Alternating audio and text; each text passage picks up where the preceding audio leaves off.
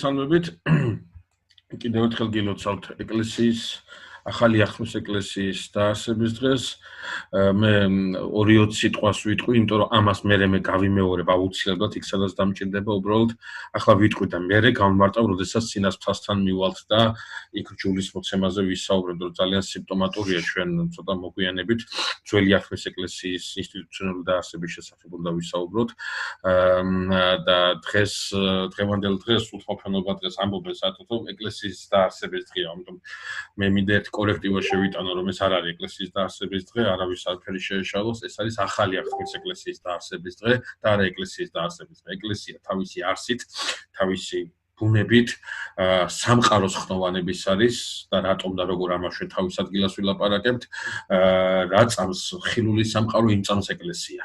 ეკლესიის გარეშე ეს სამყარო ამ სამყაროს არ უარსებია და ვერ იარსებებს ვერასოდეს, ამიტომაც შესაძლოა მაცხოვარი ამბობს, რომ ჭენი ჯოჯოხეთისანი ვერ ერეოდიან მას, ეს არის არა მუქარა, ეს არის არა იმპერატიული განცხადება, არამედ ეს არის ეკლესიის ბუნების გამოვლინება, იმიტომ რომ თუ სამყარო არსებობა უნდა გააგრძელოს, ის აუცილებლად ეკლესიაში უნდა გაგრძელდეს და კრავის ქორწილი და ასე ვთქვათ, დიდებით მოსვლა ჩვენი მაცხოვრისას სწორედ ამას უკავშირდება, რომ ეკლესია თავისი არსით ვერ გაუქმდება, რადგან სამყარო მის გარეშე ვერ იარსებებს. თუმ დღეს არის არა ეკლესიის დაარსება, არამედ ახალი ახლის ეკლესიის დაარსება, ანუ კიდევ ერთი ნაბიჯი ქორწილისკენ, კიდევ ერთი ნაბიჯი წინ თავისი საზლო მიუახლოვდება თავის სასიწოს და ამის შესახებ ჩვენ ცოტა მოგვიანებით ვისაუბრებთ, ამაზე მინდოდა ხაზი გამისვა. გარდა ამისა, დღევანდელი დღე არის ნაყოფი, რომელსაც ადამიანი მიიღებს, ანაყოფია ეს ნაყოფი. მაცხოვარმა გამოიხსნა ადამიანური ბუნება და ეს ბუნება შეიყვანა მამის წიაღში და ეს ამ ბუნებას მიანიჭა, ანუ დაუბრუნა იმ საშუალება, რა საშუალებაც მას ჰქონდა ცოდვით დაცემამდე. რა არის ეს სულიწმიდის მადლის მაცხოვნებლობითი მოქმედება ადამიანში. აქამდე ეს წარქმეული ჰქონდა ადამიანს, ავადმყოფობის გამო ის ცოდვით იყო დაავადებული და ამის საშუალება არ ჰქონდა, ამიტომ სულიწმიდა მაცხოვნებლობითად არ მოქმედებდა ადამიანის ბუნებაში, მაგრამ ეს ბუნება კვლავ შეყვანილი იქნა მამის წიაღში, ანუ იმ მდგომარეობაში, რა მდგომარეობაშიც ის აღმოჩნდებოდა, თუ კი ადამი არ დაეცემოდა, რაც ვერ გააკეთა პირველმა ადამმა, ის გააკეთა მეორე ადამმა, ანუ ჩვენმა მაცხოვრმა იესო ნაზარეველმა და შესაბამისად ჩვენ დაგვიბრუნდა ბუნებას, ჩვენ ბუნებას დაუბრუნდა საშუალება მაცხოვნებლობითი სულიწმიდის მაცხოვნებლობითი მოქმედების. ანუ ჩვენ ეკლესიაში შეკრებილები ვემსგავსებით ადამიანს, რომელიც არის სამოთხეში. ამიტომაც არის ეკლესია სამოთხის ანარეკლი, როგორც ადამიანს არ ქონდა მისჯილი ცხონება, ადამიანს არ ქონდა მისჯილი განხრთობა, მას შეთავაზებული ქონდა განხრთობა, ეს შეთავაზება გვიბრუნდება დღეს ჩვენ სწორედ და ჩვენ ესე იგი ბუნება გამოხსნილთ გვეძლევა საშუალება. კვლავ ერთობაში შევიდეთ ქრისტესთან. ერთობაში როგორ? ახალი ახლის ეკლესია ამას პასუხობს ზედმიწევნით. საიდუმლოში, იმ საიდუმლოებებში, რომელიც აღესრულება ამ ეკლესიაში და შესაბამისად ჩვენ ამის შესახებ ცოტა მოგვიანებით დავწერთ ციკლს. ახლა დაუბრუნდეთ ჩვენს თემას. ეს არის მოსე წინასწარმეტყველი, ეს არის ეპოქა, როდესაც უნდა ისრაელი, როდესაც უნდა საღვთო განგებულება კიდევ უფრო ერთი ნაბიჯი წინ წავიდეს, თავის დროზე მე აღნიშნავდი, რომ ყველაფერი ძველ აღთქმაში ნაცდება. აბსოლუტურად ყველაფერი ემსახურება ერთადერთ რამეს. მესია უნდა მოვიდეს და ადამიანი უნდა იყოს გამოხსნილი. მის ამბები რა ამბებიც ახლა დაიწყება, ესეც ამ კონტექსტში განიხილება ქრისტიანული ეკლესიის მიერ, თუმცა ჩვენ ისტორიულ დეტალებსაც მივაქცევთ ყურადღებას. ახლა კიდევ თითქოს და ყველაფერი მომზადებულია იმისით, რომ მოსე წინასწარმეტყველმა დაიწყოს საუბარი თავის შესახებ, თავისი მოღვაწეობის შესახებ და ასეც არის, მაგრამ ის სანამ თავის თავზე რაღაცას ახსენებდა, თავის შობის შესახებ რაიმეს ახსენებდა, ერთ წინადადებას წერს ისეც შინაარსიანს, ისეთ მრავლის მომწველს, რომ ჩვენ პრაქტიკულად შეგვიძლია ვთქვათ, რომ მოსე კიდევ ერთ შესავალს აკეთებს თავისი მოღვაწეობის დაწყებამდე.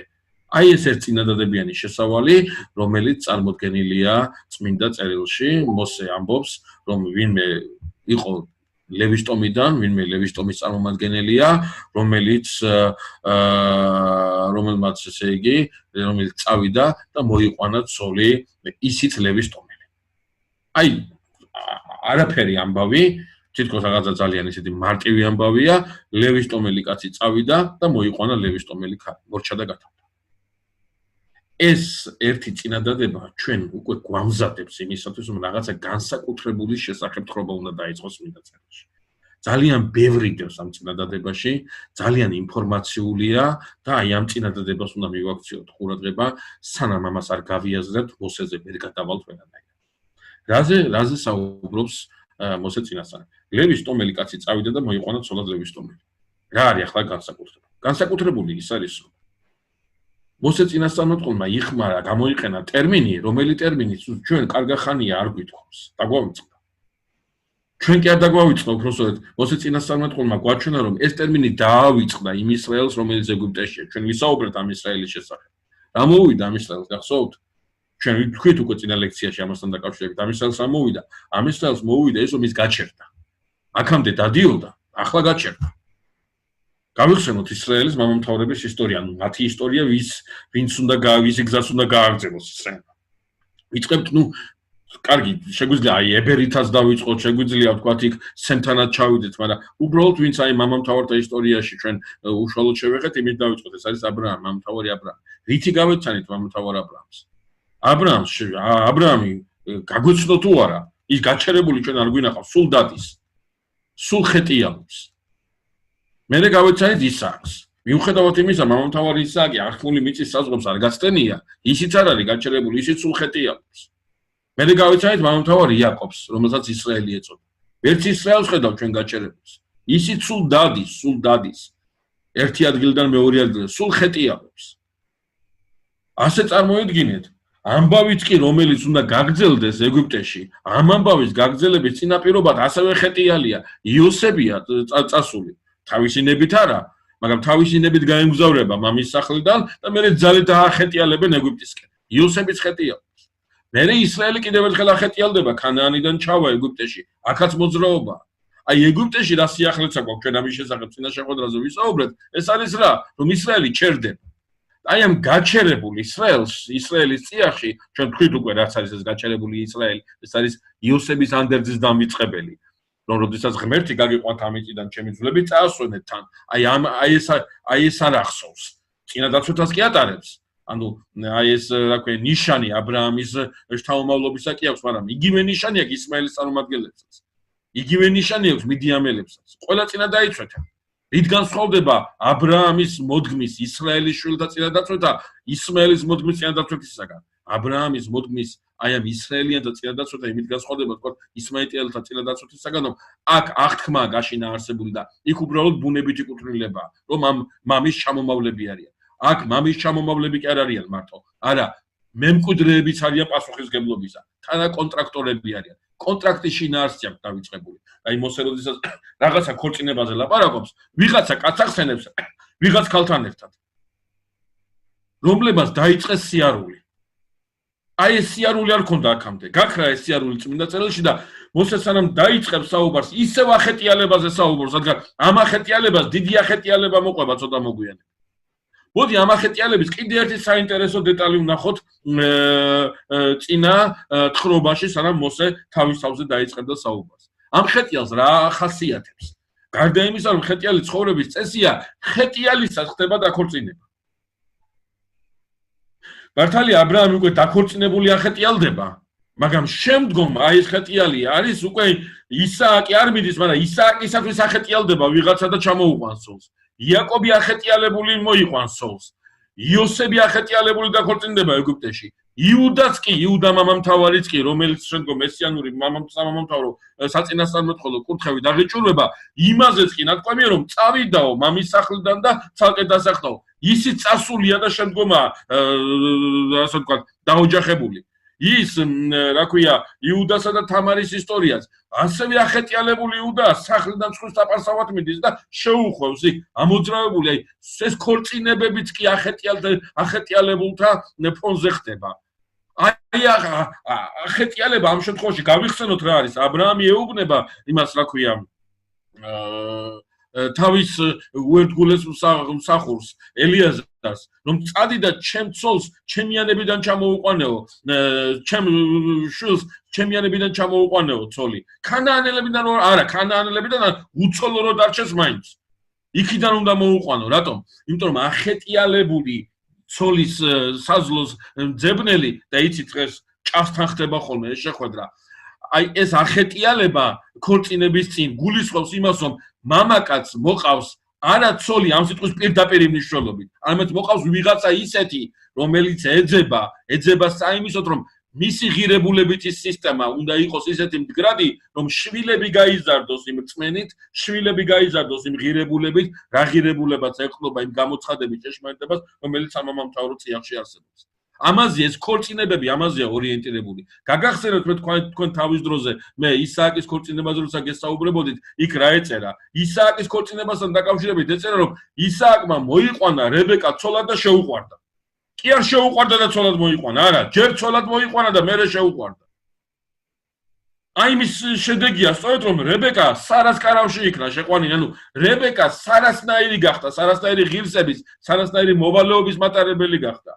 რაქელზეც იგივეა წარმოდგენილი. იგივე ხედვა რაქელი ბერწია, იმიტომ რომ იაკობს უყვარს. ახეტიალებული იაკობს უყვარს. უარ შეყვანებოდა, შეიძლება ბერწი არც ყოფილიყო. მაგრამ წმინდა წერილი პირდაპირ ამბობს. რადგან უყვარდა საშო დაუხშო იმას უფალმა. იმიტომ რომ საშო დახშობილობით რაქელი უნდა ებაძოს რებეკას და სარას. ანუ ებაძოს იმ გზას, მისი მოღვაწეობა მსგავსი იყოს იმ მოღვაწეობისა, რაც ჰქონდა სარას და რებეკას. სხვაგვარად რომ ვთქვათ, ახეტიალებული ქორწინება, ეს არის არა მარტივად ვაჟისა და ქალის შეხვედრა, არამედ ეს არის ის შეხვედრა, რომელიც შეხვედრაც ეფუძნება არა ხორციელ ტოლვას, არამედ მენტალურ სიახლოვეს, ეფუძნება მსოფლმხედველობით იმას საქვია იდენტობას. ამით ხდებიან ესე მოდი ქალო გნახო ერთი რომ ლამაზი ხარ თუ არა და თუ მომეწონები საერთოდ აგიყვანო, ასე კი არა. აზროვნების სილამაზეს ეძებს ამ დროს მამაკაცი და არა ფიზიკურ სილამაზეს. დედა იქნება ის თავისი შვილებისა და არა უბრალოდ ქალი კარავში. აი ესა ახეტიალებული ქორწინების შედეგი. ამ ქორწინების შედეგია ისააკი, რომელსაც შეუძლია დაწვეს საკურთხეველზე მამისათვის. ამ ქორწინების შედეგია იაკობი, რომელსაც შეუძლია ოღონდ ღმერთს ემსახუროს და თავისი ყველანაირი კომფორტზე უარი თქვას. ამ ქორწინების შედეგია იოსები. ამ ქორწინების შედეგია იუდა მამამთავარი, ამ ქორწინების შედეგია სწორედ აი ამას ამბობს რაღაცა ისეთი ქორწინება ხდება. ახლა მოსი ამაზე გაკეთებს აქცენტს. როგორი ქორწინებების შესახებაც ჩვენ საუბრობდით მამამთავართან დაკავშირებით. ანუ ვიღაცა ისეთი კაცი აღმოჩნდა და ვიღაცა ისეთი ქალი აღმოჩნდა, რომელიც გვახსენებენ მამამთავართა ოჯახს. აი ასე იწყებს მოსე საუბარს თავის შესახებ. ვინ არის ეს ვიღაც კაცი და ვიღაც ქალი? მოსეს მამაა და მოსეს დედა. თავის მშობლებზე ლაპარაკობს. ამ კაცს რო ამრამი ქვია და ამ ქალს იოქაბედი ქვია, ერთ ერის დიდება, ღვთის დიდება, მეორე ერის დიდება, ასე თარგმნიან ამას, არ ვიცი ახლა სამდენად მართებული ის იქნება შინაარსი ამ სახელებით, მაგრამ ნუ არის აზრი რომ ასეც თარგმნება. ხო შეიძლება თქვას მოსემ კაცო თავის ხელში არ არის ეს კალამი დაწეროს, თქვას რომ კაცი ლევის ტომიდან სახელად ამრამი მიდის და მოყავს ცოლი ქალი ლევის ტომიდან სახელად არა სახელებსაც არ ასახელებს. ამას ჩვენ მერე ვიგებ, თურმე ამ კაცს ამრამი ქვია, ამ კაცს იოქაბედი ქვია და მოსემ მშობლებზე ყოფილა ლაპარაკი. სულ ეს არ აინტერესებს მოსეს. თავის მშობლებს კი არ გვაცნობს. თავის მშობლების შესახებ მერე ის ლაპარაკებს. მოსე გვაცნობს ქორწინების წესს. გვახსენებს იმას რა ხდებოდა ადრე. ახეტიალებულია ეს ქორწინება. ხა რაღაცა აზრის კაცმა ცოლი უნდა წავიდეს და მოიყვანოს და ახლა სახში ხوار მოართმევენ, მაგრამ არა, მოსეს სხვა რამეზე ლაგეთებს აქცენტს. მარტო კი არ წავიდა, არა ეძება, ახეტიალდა. და თან ხავს უსვავს ლევის ტოველმა ლევის ტომელი. ამას შეიძლება სხვა მიზეზიც ჰქონდეს, ამას ცოტა მოგვიანებით ვიტყვით, მაგრამ აქ თავარი რა არის? აბრაამის აი ეს განცდა ბრუნდება, რომ ჩემიანებიდან მოუყვანე. რომ ლევის ტომელი, ანუ ფორმულა თითქოს რაღაც აი გარეგნული გარსიც კი იკვრება ისეთი, რომ შინაარსი ქორწინების და რა ქორწინებითაც ქორწინდებოდნენ მამამთავრები იმისათვის, რომ საღვთო აღთმა შენახულიყო მათ კარავში, მათ წიაღში, აი სხვაგვარად რო ვთქვათ, მოსე გვეუბნება. ისეთ ოჯახზეა საუბარი, სადაც ახსოვთ იოსების ანდერძი. აი შესავალი, რა შესავალითაც მოსემ თავისი შობის შესახებ დაიწყო საუბარი. განსაკუთრებული ოჯახია, ოჯახი, რომელიც ინახავს ღირებულებით სიწმინდეს. ჩვენ ცოტა მოგვიანებით ვნახავთ. ეს იქნება ძალიან საინტერესო. ოჯახის სიწმინდე ეს არის ისრაელის ზრუნვის ერთ-ერთი მთავარი ობიექტი. ოჯახი უნდა იყოს წმინდა. წმინდა ახლა მქონდა წუთაღლის ზუსტად საუბარი ამასთან და წმინდას კი აღნიშნავს. თქვენ ვერ მანახებთ ვერც ერთ წმინდანს ერთის გარდა, ყოლა წმინდა დედოფალი ყველანაირი განმარტებას აღემატება იმას, აი, როდესაც მაგალითები მოგაქვს დედოფალს არაზოს არ გულისხმობთ. ის განსაკუთრებულობა. თქვენ მე ვერ მანახებ წმინდანს, რომელიც უწოდველი. უწოდველი წმინდანი არ არსებობს. ტერმინი წმინდანიც არ გულისხმობს უწოდველობას. ტერმინი წმინდანი გულისხმობს წმინდა რა არის? თუ რაღაცები თავისუფლად გელაპარაკეთ. გამიჯნული, სხვანაირი, გამოყოფილი. აი მაგალითად, როცა საუბარია წმინდა პურზე. რა არის წმინდა პური? წმინდა პური არის ზუსტად იმ ინგრედიენტებით წარმოდგენილი საკვე პროდუქტი, რა პროდუქტიც ჩვეულებრივი პური. სხვანაირი პური კი არა, მაგრამ პურზე როცა ნათქვამია წმინდა ნიშნავს, რომ სხვა მსახურებისთვის არის გადადებული ის. სხვა დანიშნულება აქვს მას შეძენილი. ჩვეულებრივად რომ მოიხმარ ამ პურს, ისე ვერ მოიხმარ იმ პურს. თორე ინგრედიენტები იგივეა, როგორც ამ პურს აქვს, ისეთია კი მასაც. მაგრამ წმინდა რადგან ქვია სხვა მსახუროა, სხვა მსახურებისთვის არის განკუთვნილი. სხვა ადგილი ასია. წმინდა როდესაც ოჯახის სიწმინდეზე ვსაუბრობთ, აქ საუბარი იმაზე კი რომ ამ ოჯახში ვინ ცხოვრობს, ყველა წმინდანია. არა, ოჯახის სიწმინდე ნიშნავს იმას, რომ ამ ოჯახში დაკარგული არ არის ნიშანი. რას ნიშნავს სიწმინდე? სურვილია დარჩენილი ამ ნიშნის მობაძაობისვა. ანუ ამ ოჯახში მიჩნეულია, რომ აი რაღაცა სხვა რამე თუ გავაკეთე, ეს დანაშაულია. ამ დანაშაულის გააზრების ისა ფუნქცია და აზროვნების უნარი აქვს დარჩენილი ამ ოჯახს. აი სწორედ რჯულში, როდესაც ოჯახზე იქნება საუბარი, ისრაელისათვის ერთ-ერთი აი სახელმწიფოებრივი მნიშვნელობის იქნება ეს, რომ ოჯახში აი ეს დეტალი უნდა იყოს შენარჩუნებული. სიწმინდის დეტალი, ანუ რა, საზომი რას ნიშნავს წმინდა? აი ეს ოჯახში უნდა, ამიტომაც იქნება ისრაელში, ნათქვამი რომ უცხოტომელზე ქორწინება არ შეიძლება. არ შეიძლება არაფერი უცხოტომელზე ქორწინება. იმიტომ კი არა უცხოტომელი ცუდია, არა, უცხოტომელზე ქორწინების დროს ხდება უცხოტომელის ღმერთის ღირებულებების შემოტანა ისრაელის ოჯახში. აი ეს არ შეიძლება. თორე უცხოტომელი იქნება დავითის დიდი ბებია, რუთი, მოაბელი. აი მაგალითად ეგვიპტელზეა ნათქვამი რომ მეშვიდე თაობაში შეგიძლია იქორწინო, მიდიამელზეა ნათქვამი მეხუთე თაობაში შეგიძლია იქორწინო, შეიძლება თაობები პატარა მეშლება, მაგრამ ძირითადი არსი ესეა. ანუ ეს შესაძლოა ეგვიპტელის რელიგიური გარყვნილება იმდენად მძიმეა, რომ იქაურმა წარმომადგენელმა 7 თაობის განმავლობაში უნდა იცხოვროს ისრაელის ღირებულებით სისტემაში, რომ აი საშიში აღარ გახდეს მისი აზროვნება საერთოდ რომ მიდრიკოს ისრაელიანი კებთაყვანისმცემლობისაკენ. მიდიამელის ის გარყვნილება, რა ქვია, რელიგიური გარყვნილება იმდენად ძიმეა, რომ ამას 5 წელი ჭირდება. მოაბელზეა ნათქვამი, უკუნისამდე არ იქორწინო, ანუ 7 კი არა, 100 თაობას რომ ცხოვრობდეს ისრაელში, მათი რელიგიური გარყვნილება იმდენად ძიმეა, რომ ძალიან ძნელია მათი მოქცევა ძალიან ისინი ყოველთვის საშიში იქნებიან ისრაელიანთა რელიგიური, ანუ მენტალური ღირებულებითი გაცვლისათვის. დავითის დიდი ბებია იყო მოაბელი, რუთი. ამნაირი დიდი ქალი, ახლა კიდე ერთხელ იმერს არ გულისხმობ, ბიბლიაში თუ ვერც ნახავ. საოცრებაა. რუთის შესახებ რო კითხულობთ, ვერ გაარკვევთ, ახლა ახალ აღთქმაში ხარ თუ ძველ აღთქმაში ხარ. საოცრება იყო, მაგრამ მოაბელი. ან მოაბელზე კი არა აქვს პრობლემა წმინდა წერილზე. ეგვიპტელზე კი არა აქვს პრობლემა. მიდიამელზე კი არა აქვს პრობლემა. ეგვიპტელობაზე აქვს პრობლემა. მიდიამელობაზე აქვს პრობლემა. მოაბელობაზე აქვს პრობლემა. ანუ იმაზე, იმ რესურსზე, რა რესურსმა შეიძლება ისრაელიანში ჩაანაცვლოთ სიწმინდის ხედვა. ამიტომაც, როდესაც ოჯახის სიწმინდეზეა საუბარი წმინდა წერილში და ამას მიაქცევს ყურადღებას ქორწინების კანონის შესახებ რჯული ცოტა მოგვიანებით, გულისხმობს სწორედ ამას, ოჯახში არ უნდა დაიკარგოს ნიში. რას ნიშნავს სიკარგე, რას ნიშნავს სიწმინდე, რას ნიშნავს ღვთისათვის კარგი. ეს იმას კაიშავს, რომ ეს ოჯახი სულ ასე ცხოვრობს. თავის თავაცხადია არა. და ვერა. მაგრამ ეს იმას ნიშნავს, რომ ჩემში არ არის შერყვნილი ის ნიშნული საითკენაც უნდა მივდიოდი. მივდივარ თუ არა მეორე საქმეა. აი მოსე, როდესაც თავისი მშობლების ქორწინების შესახებ გვესაუბრება სწორედ ამის შესახებ. რაღაცა ისეთ წიაღს ახსენებს, სადაც იოსების ანდერძი ცოცხალია. იოსების ანდერძი იქ არ მომხდარა. სხვაგვარად რო ვთქვა. ამ ქალმა და ამ კაცმა და ამ ქალმა რო შვილი გააჩინეს და წინადაცვეთა მოხდა მათი. წინადაცვეთა მოხდა არა იმ რიტუალებით და იმ ტრადიციებით, რომელთაც თქვათ სხვა ისრაელიანი ეგვიპტის მიწაზე მოკადულობდა და მკვდარ რიტუალს ასრულებდა, არა.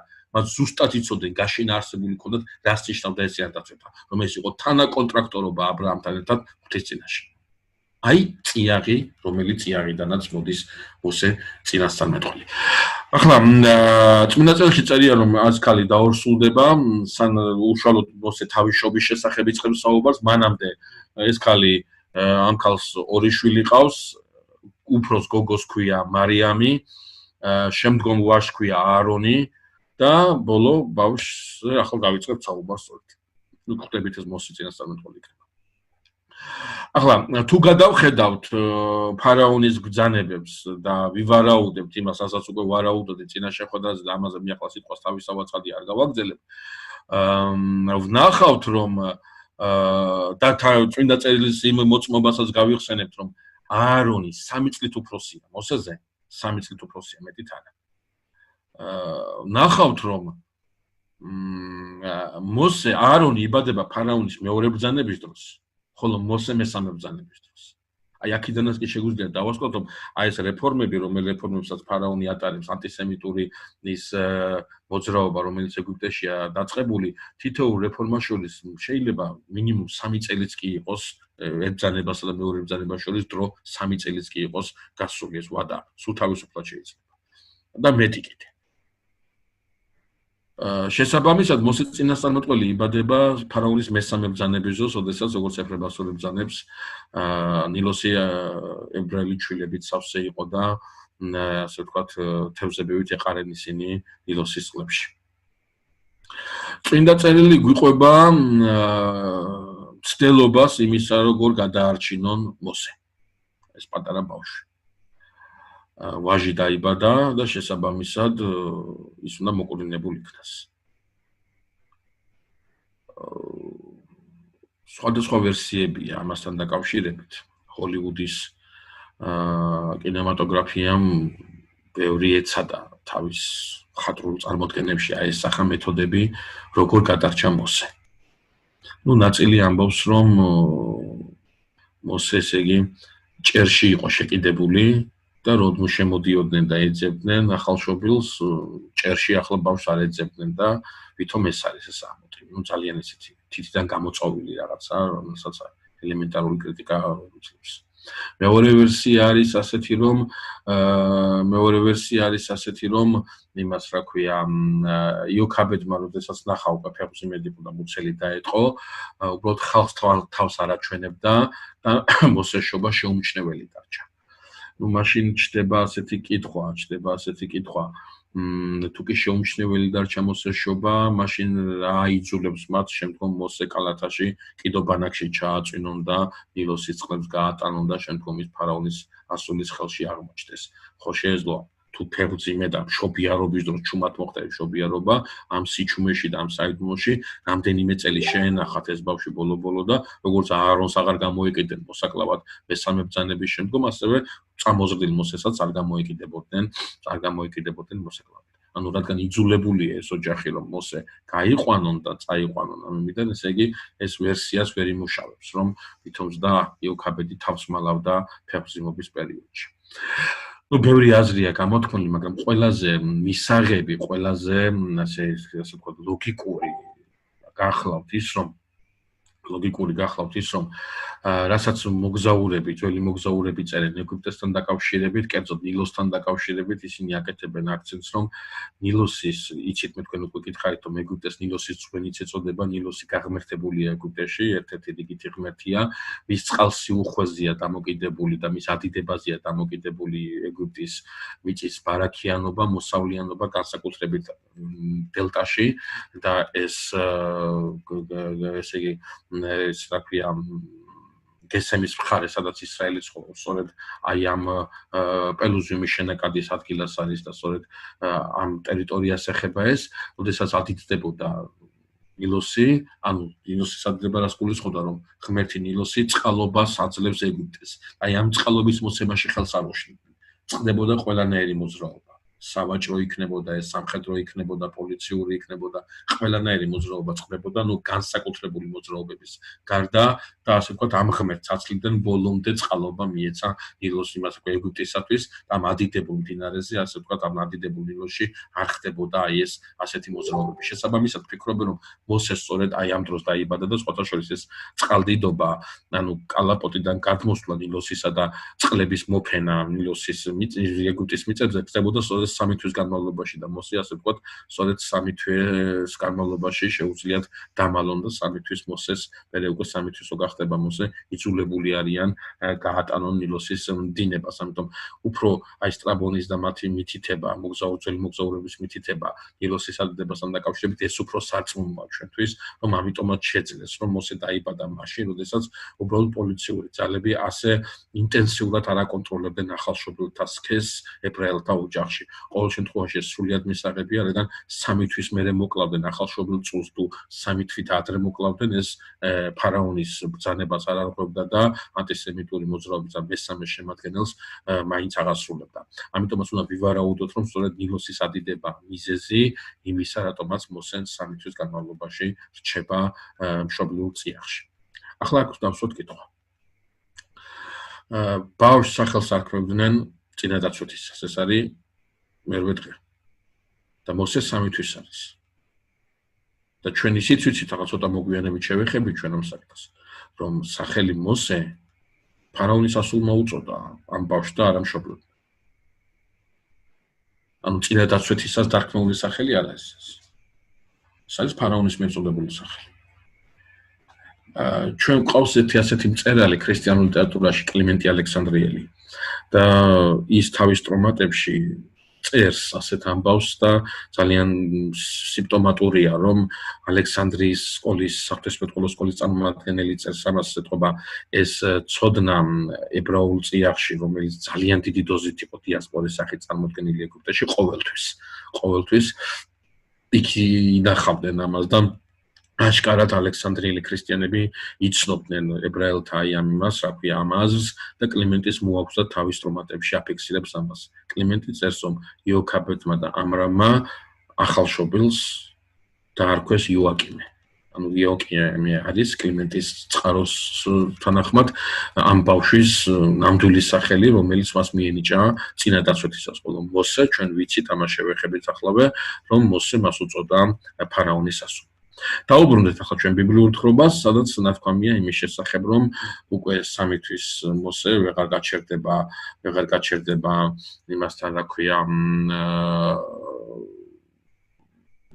მშობლების წიაღში და მოხდება კიდობანაკის, ანუ კალათი, მაგრამ ეს კალათი ტერმინოლოგიურად არის, როგორ იცით, ტერმინოლოგიურად არის ზუსტად იმ ტერმინით არის გადმოცემული და ტერმინის ნოეს კიდობანია გადმოცემული წმინდა წერილში, ეს არის თანხვედრა, ტერმინოლოგიური თანხვედრა.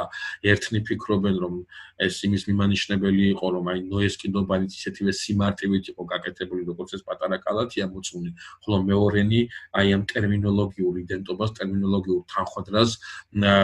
თანხვედრაში გულისხმობენ იმას, რომ რა სიმბოლოც ჩაიდო ნოეს კიდობაში, აი სიმბოლო ჩაიდება სწორედ ამ კიდობანაკში, ამ კალათაში, მოწმულ კალათაში, რომელშიც ჩააწვენენ პატარა ყრმას. კერძოდ ეკლესიის სიმბოლოა ესა, რომელიც აი ნილოსის წყლებისაგან დაიცავს აი ამ ჩვილს და მას გამოიყვანს სამშვიდობოზე. თხრობა წმინდა წერილში ასე გრძელდება, რომ იცით ყველამ თქვენ ეს ამბავი, უბრალოდ ამას ცოტა უნდა ჩაუკვირდეთ და ძალიან საინტერესო თხრობაა, რომ ბავშვი პოვის ფარაონის ასული. მოკლედ ზოგადად სურათი არის ასეთი, რომ მე ხალხ ბიბლიურ სურათს შემოგთავაზებ და შემდგომ უკვე სისტემურად შევკრიბავ, რაც არის წარმოდგენილი ქრისტიანულ ეგზეგეტიკაში, რაც გარდამოცემებში გვაქვს და რაც გრძელდება წმინდა წერილში, ამას სისტემურად დაგასრულებ შემდგომ. წმინდა წერილში არის, რომ ბავშვის ჩვილი შენახვა დამალვა ვეღარ შეძლეს და დედამისი გაუშვებს კიდობანაკით, ესე იგი ამ მოწმული კალათით ლელიანში.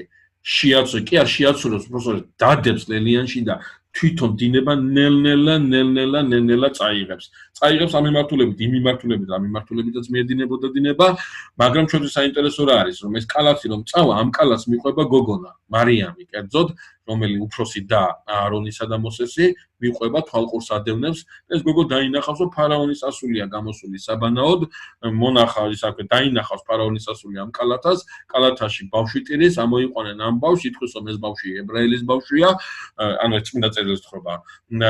ესე იგი თავის შემონვარებს, ანუ მოახლებს მის ძუძუ მოაწონ, მოსე უარს ამბობს ეგვიპტეულ რძეზე, ამას დაუბრუნდებით აუცილებლად, ეს ძალიან დიდი სიმბოლოა თამაში, მოსე უარს ამბობს ეგვიპტურ რძეზე, უცებ გამოვა მარიამი, ეტყვის იმას, აქვია ფარაონის სასულს შესთავაზებს ებრაელი ქალის მოყვანას, რომ მას კაი გრძიას და იმას მოუყვანს, ეს ფარაონის სასული ამის თანხმობას მისცემს, გაიქცევა გოგონა, ანუ მარიამი გაიქცევა და იოქაბეც, ანუ თავის დედას მოიყვანს, მოსე თავისი დედის რძეს სიამოვნებით მიიღებს, ასაც მიჩვეული იყო კიდეც და ფარაონის სასული ამ ებრაელ ქალს სინამდვილეში მოსეს დედას გადასცემს ბავშვს, მისცემს თანხას, ანუ გადასახადს დააწესებს, რომ გასამჯელო მისცემ ამ ქალს ამ ბავშვის გაზრდისათვის და გაატანს უკან და შემდგომ უკვე ამ გაზრდილ ბავშვს მიიყვანენ იმაში, რა ქვია, სასახლეში. აი ეს ამბავია წარმოდგენილი წმინდა წერილში. მოდით ახლა დაუბრუნდეთ ამას და ყველაფერი თავიდან გავიაროთ ძალიან საინტერესო დეტალები. უწინარეს ყოვლისა ჩვენ სტეფანე პირველ დიაკონის სიტყვაც უნდა გავიხსენოთ მოსესთან დაკავშირებით, ისიც საუბრობს, ისიც ჩვენ გვჭირდება ეგზეგეტიკისათვის, ძალიან მნიშვნელოვანი დეტალია. გრიგოლ მოსელიც სწორედ სტეფანეს აი ამ სიტყვას უკავშირდება და თავის ეგზეგეტიკაში ამ სტეფანეს სიტყვასაც ჩართავს და დავიწყოთ გრიგოლ მოსელით, რომელიც ამბობს ასეთ რამეს, რომ რაღაცა ტვიფარი, ანუ განსაკუთრებულობის ანაბეჭდი ბავშვს თავიდანვე ეტყობოდა, სხვათა შორის ებრაული გარდამოცემით მოსე რომ დაიბადა, იქაურობა განათდა. ნუ ახლა ეს ებრაული ის არის, ახლა იუდაურ წიაღში რაღაცა მოსე ცოტა ისეთი იმებითაა შემკობილი, მაგრამ ნუ ყოველ შემთხვევაში აი მოსეს შობიდანვე რომ რაღაც განსაკუთრებულობა ეტყობოდა, ამას როგორც ქრისტიანული, ასევე იუდაური ეგზეგეტიკა იზიარებს. ანუ კვირცხლი იყო წინაშე უფლისა, ეს კვირცხლი იყო წინაშე უფლისა, რას ნიშნავს ბოლომდე ვერ გეტყვით. უბრალოდ აი გრიგოლ მოსელი ამბობს, რომ განზაის რჩეულობის ბეჭედი თავიდანვე აღებეჭდებოდა ამ ხმას. აი რას ნიშნავს ვერ გეტყვით. მაგრამ ზოგადად ქრისტიანობის ისტორიისათვის ცნობილია ასეთი ფაქტები, რომ ღმერთი თავიდანვე ყავს გამორჩეული თავისი ერთგული მსახური. და ამ გამორჩეულობას ყრმობის ასაკიდანვე ასახავს ხოლმე მასზე. აი მაგალითად ჩვენ ვიცით წმინდა გრიგოლ ხანძთელი. ბავშვური თამაშობები არ იტაცებდა. ხო, როგორ შეაღა ნორმალურია ბავშვური თამაშებები არ იტაცებდა, ეს არ არის ნორმალური, ხო? ეს არის არანორმალური. მაგრამ სწორედ ეს რაღაცა განსაკუთრებულობა, ეს ნორმალურობიდან გადაყვება, ეს ანორმალურობა არის რაღაცა ნიშანი ამისგან რაღაცა ამაში რაღაცა მოაზრებულია ხმებს. იერემია წინასწარმეტყველთან იქნება ნათქვამი ეს სიტყვები რომ დედის მუცლიდან გამოგირჩიეუში. რა გააკეთა ახლა იერემიამ დედის მუცელში ისეთი რომ ღმერთმა გამოირჩია. არაფერი გასო იჯდა ჩვენსავი და ელოდებოდა როდის დაიბადებოდა, ხო? მაგრამ არა ღმერთმა დედის მუცლიდან გამოირჩია ის. ჩეულობის ნიშანი იქ მისცა. აი მაგალითად ჩვენ გვეყოლება სამუელზე ვისაუბრებთ, სამუელ წინასწარმეტყველზე ისრაელის უდიდეს მსაჯულზე, უკანასკნელ მსაჯულზე, ნუ საოცრებაზე, მართლა საოცრებაზე და მასთან დაკავშირებით წმინდა წერილში ნათქვამია რომ ის დედის წიაღიდან ნაზორეველია, ისე რომ ნაზორეველობა რა იყო, ეს იყო რაღაცა პირდაპირ არ გამიგოთ, მაგრამ რაღაც საბერო აღთქმას არ იყო, პირდაპირ არ გამიგოთ ესა და იყო სრულიად ნებაყოფლობით. ეს სამუელთან დაკავშირებით არა. სამუელს არავის არ უკითხავს, უნდა თუ არა ნაზორეველობა. შობამდე ნაზორეველია. აი წმინდა ნიკოლოზზე გვაქვს ასეთი, წმინდა სერაფიმ საროველზე გვაქვს ასეთი, ანუ არის ასეთი მაგალითები, როდესაც წინ და წინ ეთყობა, აი წმინდა გიორგი მთაწმინდელზე გვაქვს იგივე ცნობა, ხო? რომ წინ და წინ ღმერთი რაღაცა ნიშანს მისცემს ხოლმე, სხვას რომ აი მასში მოაზრებულია საფრთხო განგების რეალიზება, ანუ ეს განსაკუთრებული მსახურების ადამიანი იქნება. ხლა თხრობა რომ გავიხსენოთ, ესე იგი 3 თვის მერე იძულებული არიან გაუშვან ეს. ახლა ეს გაშვება არის ძალიან საინტერესო. ეფრემასური ამბობს ასეთ რაღაცას. რომ ეფრემასურის ეგზეგეტიკას გაგახსენებთ საინტერესო რით არის, იმით არის რომ ეფრემასური თავის ეგზეგეტიკაში ძალიან ხშირად იხმარი იშველიებს იუდაურ გარდამოცემებს. რაც მისაღებია იმას ის ეფრემასურს მოაქვს და თავის ეგზეგეტიკაში რთავს. აი ეფრემასურის ეგზეგეტიკას ვკითხულობთ, რაღაცა სიტყვისა საიდან მოიჭრა, რა შუაშია, ვერ აზრზე ვერ მოხდა. მაგრამ ბოლოში წერს მე ამას. რომ ბევრი რამეო ჩემი ენაო ათენასთანო ძალიან ახლოს იყო და ბევრი რამ მას მიესო, ისეთიო ბევრი რამე მქონდაო მოსმენილი ისეთიო, რაც მათ მახსოვრობაში ქონდა და ჩვენ არ ვიცოდით და რაც მისაღები იყო, წამოვიღეო და დავწერე აქ. ამიტომ ეფრემასურის ეს ეგზეგეტიკა ძალიან მნიშვნელოვანია ჩვენთვის. რომ იუდაურ მახსოვრობას, რომ ძველი აღთქმის ეკლესიის მახსოვრობას ინახავს ეს ეგზეგეტიკა თავის თავში. და ეფრემასური ამბობს ასეთ რაღაცას, რომ აი ეს გაყვანა ხდება ღამით. ღამით ხდება ეს გაყვანა ბნელი ქუჩების მიმართულებით. ეფრემასური ლოცვასაც კი წარმოთქვავს, რა ლოცვითაც დედა მილოცა მანამ სანამ შვილს გაუშვებდა, კალათაში ჩასვავდა და ნილოსის წყალზე დადებდა და ედინება თავისით წაიღებდა ამას. უფალო ღმერთო, ა ブラ ამისო, ისააკისო და იაკობისო, რომელმან აღვითქვი გამრავლება, ფრიად გამრავლება, აჰა გამრავლდით და ფრიად ურიცხვივართ. და იმ ლოცვაში, ესე იგი, ეფრემასური ათქმევინებს ამ ქალს, იოქაბედს, მოსეს დედას, რომ ყველა აღთქმა, რომელიც შეგვიყვირდი, აგვისრულე და ერთი აღთქმა კიდე ნათქვამი ჩვენთვის და რატომ აგვიანებ და მოხედე ამ აღთქმის ასრულებასაც. რა არის ეს აღთქმა? გაიყვანე შენი ხალხი ეგვიპტიდან. გაიყვანე შენი ხალხი ამ გაჭირვებიდან. მიიყვანე მამათა მიწაზე, ეს სწორედ ის არის, რაზეც გელაპარაკებოდი, მეთქი რომ მოსეს მიერ დაწერილი ქორწინების ეს სახე გულისხმობდა იმას, რომ ახსოვს ამ წყვილს იოსების ანდერძი. და ეფრემასური ამბობს, რა იცოდა მან, რომ თავად ისეჭირა ხელში, რომელიც აი ამ გამოსვლის წინამძღვარი გახდებოდა. როგორ დიდია, ხო, ამას შემთხვევაში ეფრემასურს დაუბრუნდებით. ანუ ეფრემასურის მითითებით ღამე ხდება ამ ბავშვის გაყვანება. ჩუმად. კიდე უფრო ბევრი კითხვა ჩდება გამთენიისას. წმინდა წერილის თხრობა როგორც გითხარით ასეთია, ეს კალათა დადეს ბავშვთან ერთად, მდინარემ წაიღო, მაგრამ ნახეთ რა ხდება.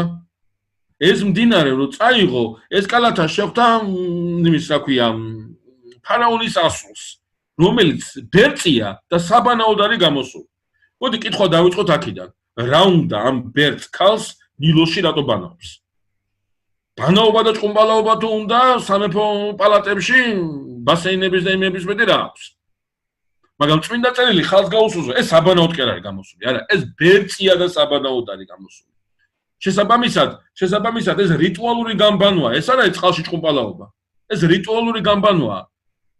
ნაყოფიერების ღმერთთან, ნილოსთან მოდის ბერწი და ნაყოფს ათხოვს, ნაყოფიერებას ათხოვს, შვილიერებას ათხოვს მას. ეს რიტუალია. და ჩანს ეს ქალი ერთხელ და ორჯერ კი არ გამოვიდა. აი ამ გამოსვლას ის სისტემატურად ახორციელებს. ანუ სისტემატურად აღასრულებს ამ კულტსახურებას და ნილოს როგორც წყალობის მომცემელს, როგორც ნაყოფიერების ღმერთს თხოვს შვილიერებას. ამიტომაც ფარაონის ასულის გამოსვლა ამ ადგილას ეს არ უნდა იყოს უცხო იმისათვის, ვინც ამ სცენებს აკვირდება. ამიტომ საღამოს, როდესაც გადის იოქაბედი თავის ყრმასთან ერთად და გამთენიისას რომ ის დადებს კალათს აი ამ იმაზე რა ქვია ლელიანში რომ დინება ნელ-ნელა დორეთ ეს კალათი წაიღოს იოქაბედმა ძალიან კარგად იცის ეს დინება საიწავა და აი ამ დინების მიმართულებით როდის ვინ უნდა გამოვიდეს იცის ეს ფარაონის ასული დადისაკა. ფარაონის ასული აქ რატო დადის? ფარაონის ასული ეს არის მიწაზე ეგვიპტელთა ღმერთის ასული, რომელიც ღმერთებმა დასაჯეს და შვილიერება არ მისცეს. ამიტომ ქურუმებმა რამენერად უნდა ახსნა ეს სასჯელი. რამენერად უნდა განმარტონ ამ უხერხული მდგომარეობიდან უნდა თავი დაიძრუნონ რამენერად. და ყველაზე აქტიური საშუალება ამისა გახლავს სწორედ ნილოსში ამ ქალის რიტუალური გამბანა, პერმანენტული გამბანა. ამიტომ ჩვენ შეგვიძლია აი ერთი შეხედვით ვივარაუდოთ, რომ აი ეს ქალი, რომელიც გამოდის და ბანაობს, აი აქ რიტუალურ გამბანას აწარმოებს, არ არის მისი პირველი და შემთხვევითი გამოსვლა იმ დღეს, როდესაც მოსეს დედამ ბავშვი გაუშვა კალათით დინებაზე. კიდევ ერთ რამეს მივაქცევთ ყურადღება. თუ ამას ავყვებით და თუ ასე ვიმჟელებთ, მაშინ შემდეგი დეტალებიც უნდა წარმოვადგინოთ. კერძოდ, იოქაბედმა უნდა იცოდეს ზუსტად როდის გამოვა ეს ქალი. რამდენ ხანს გაგრძელდება ეს რიტუალური გამბანა? რა მანძილია კალათას დადებასა და ამ ქალის გამოსვლის ადგილს შორის? რა სიჩქარე აქვს დინებას? ანუ იმ დროში ჩააცლებს თუ არა ეს კალათა, იმიტომ რომ შეიძლება ფარაონის ასული წავიდეს და კალათა მისე ჩაიაროს. მარიამი ალბათ ამ ფუნქციას ასრულებს სწორედ აქ. რომ კალათამ ასე თუ ჩაიარა, მან ეს კალათას ხელი უნდა მოკიდოს, ბავშვი ჩუმად მოიყვანოს და ხელმეორედ გააკეთონ მერე იგივე რამ.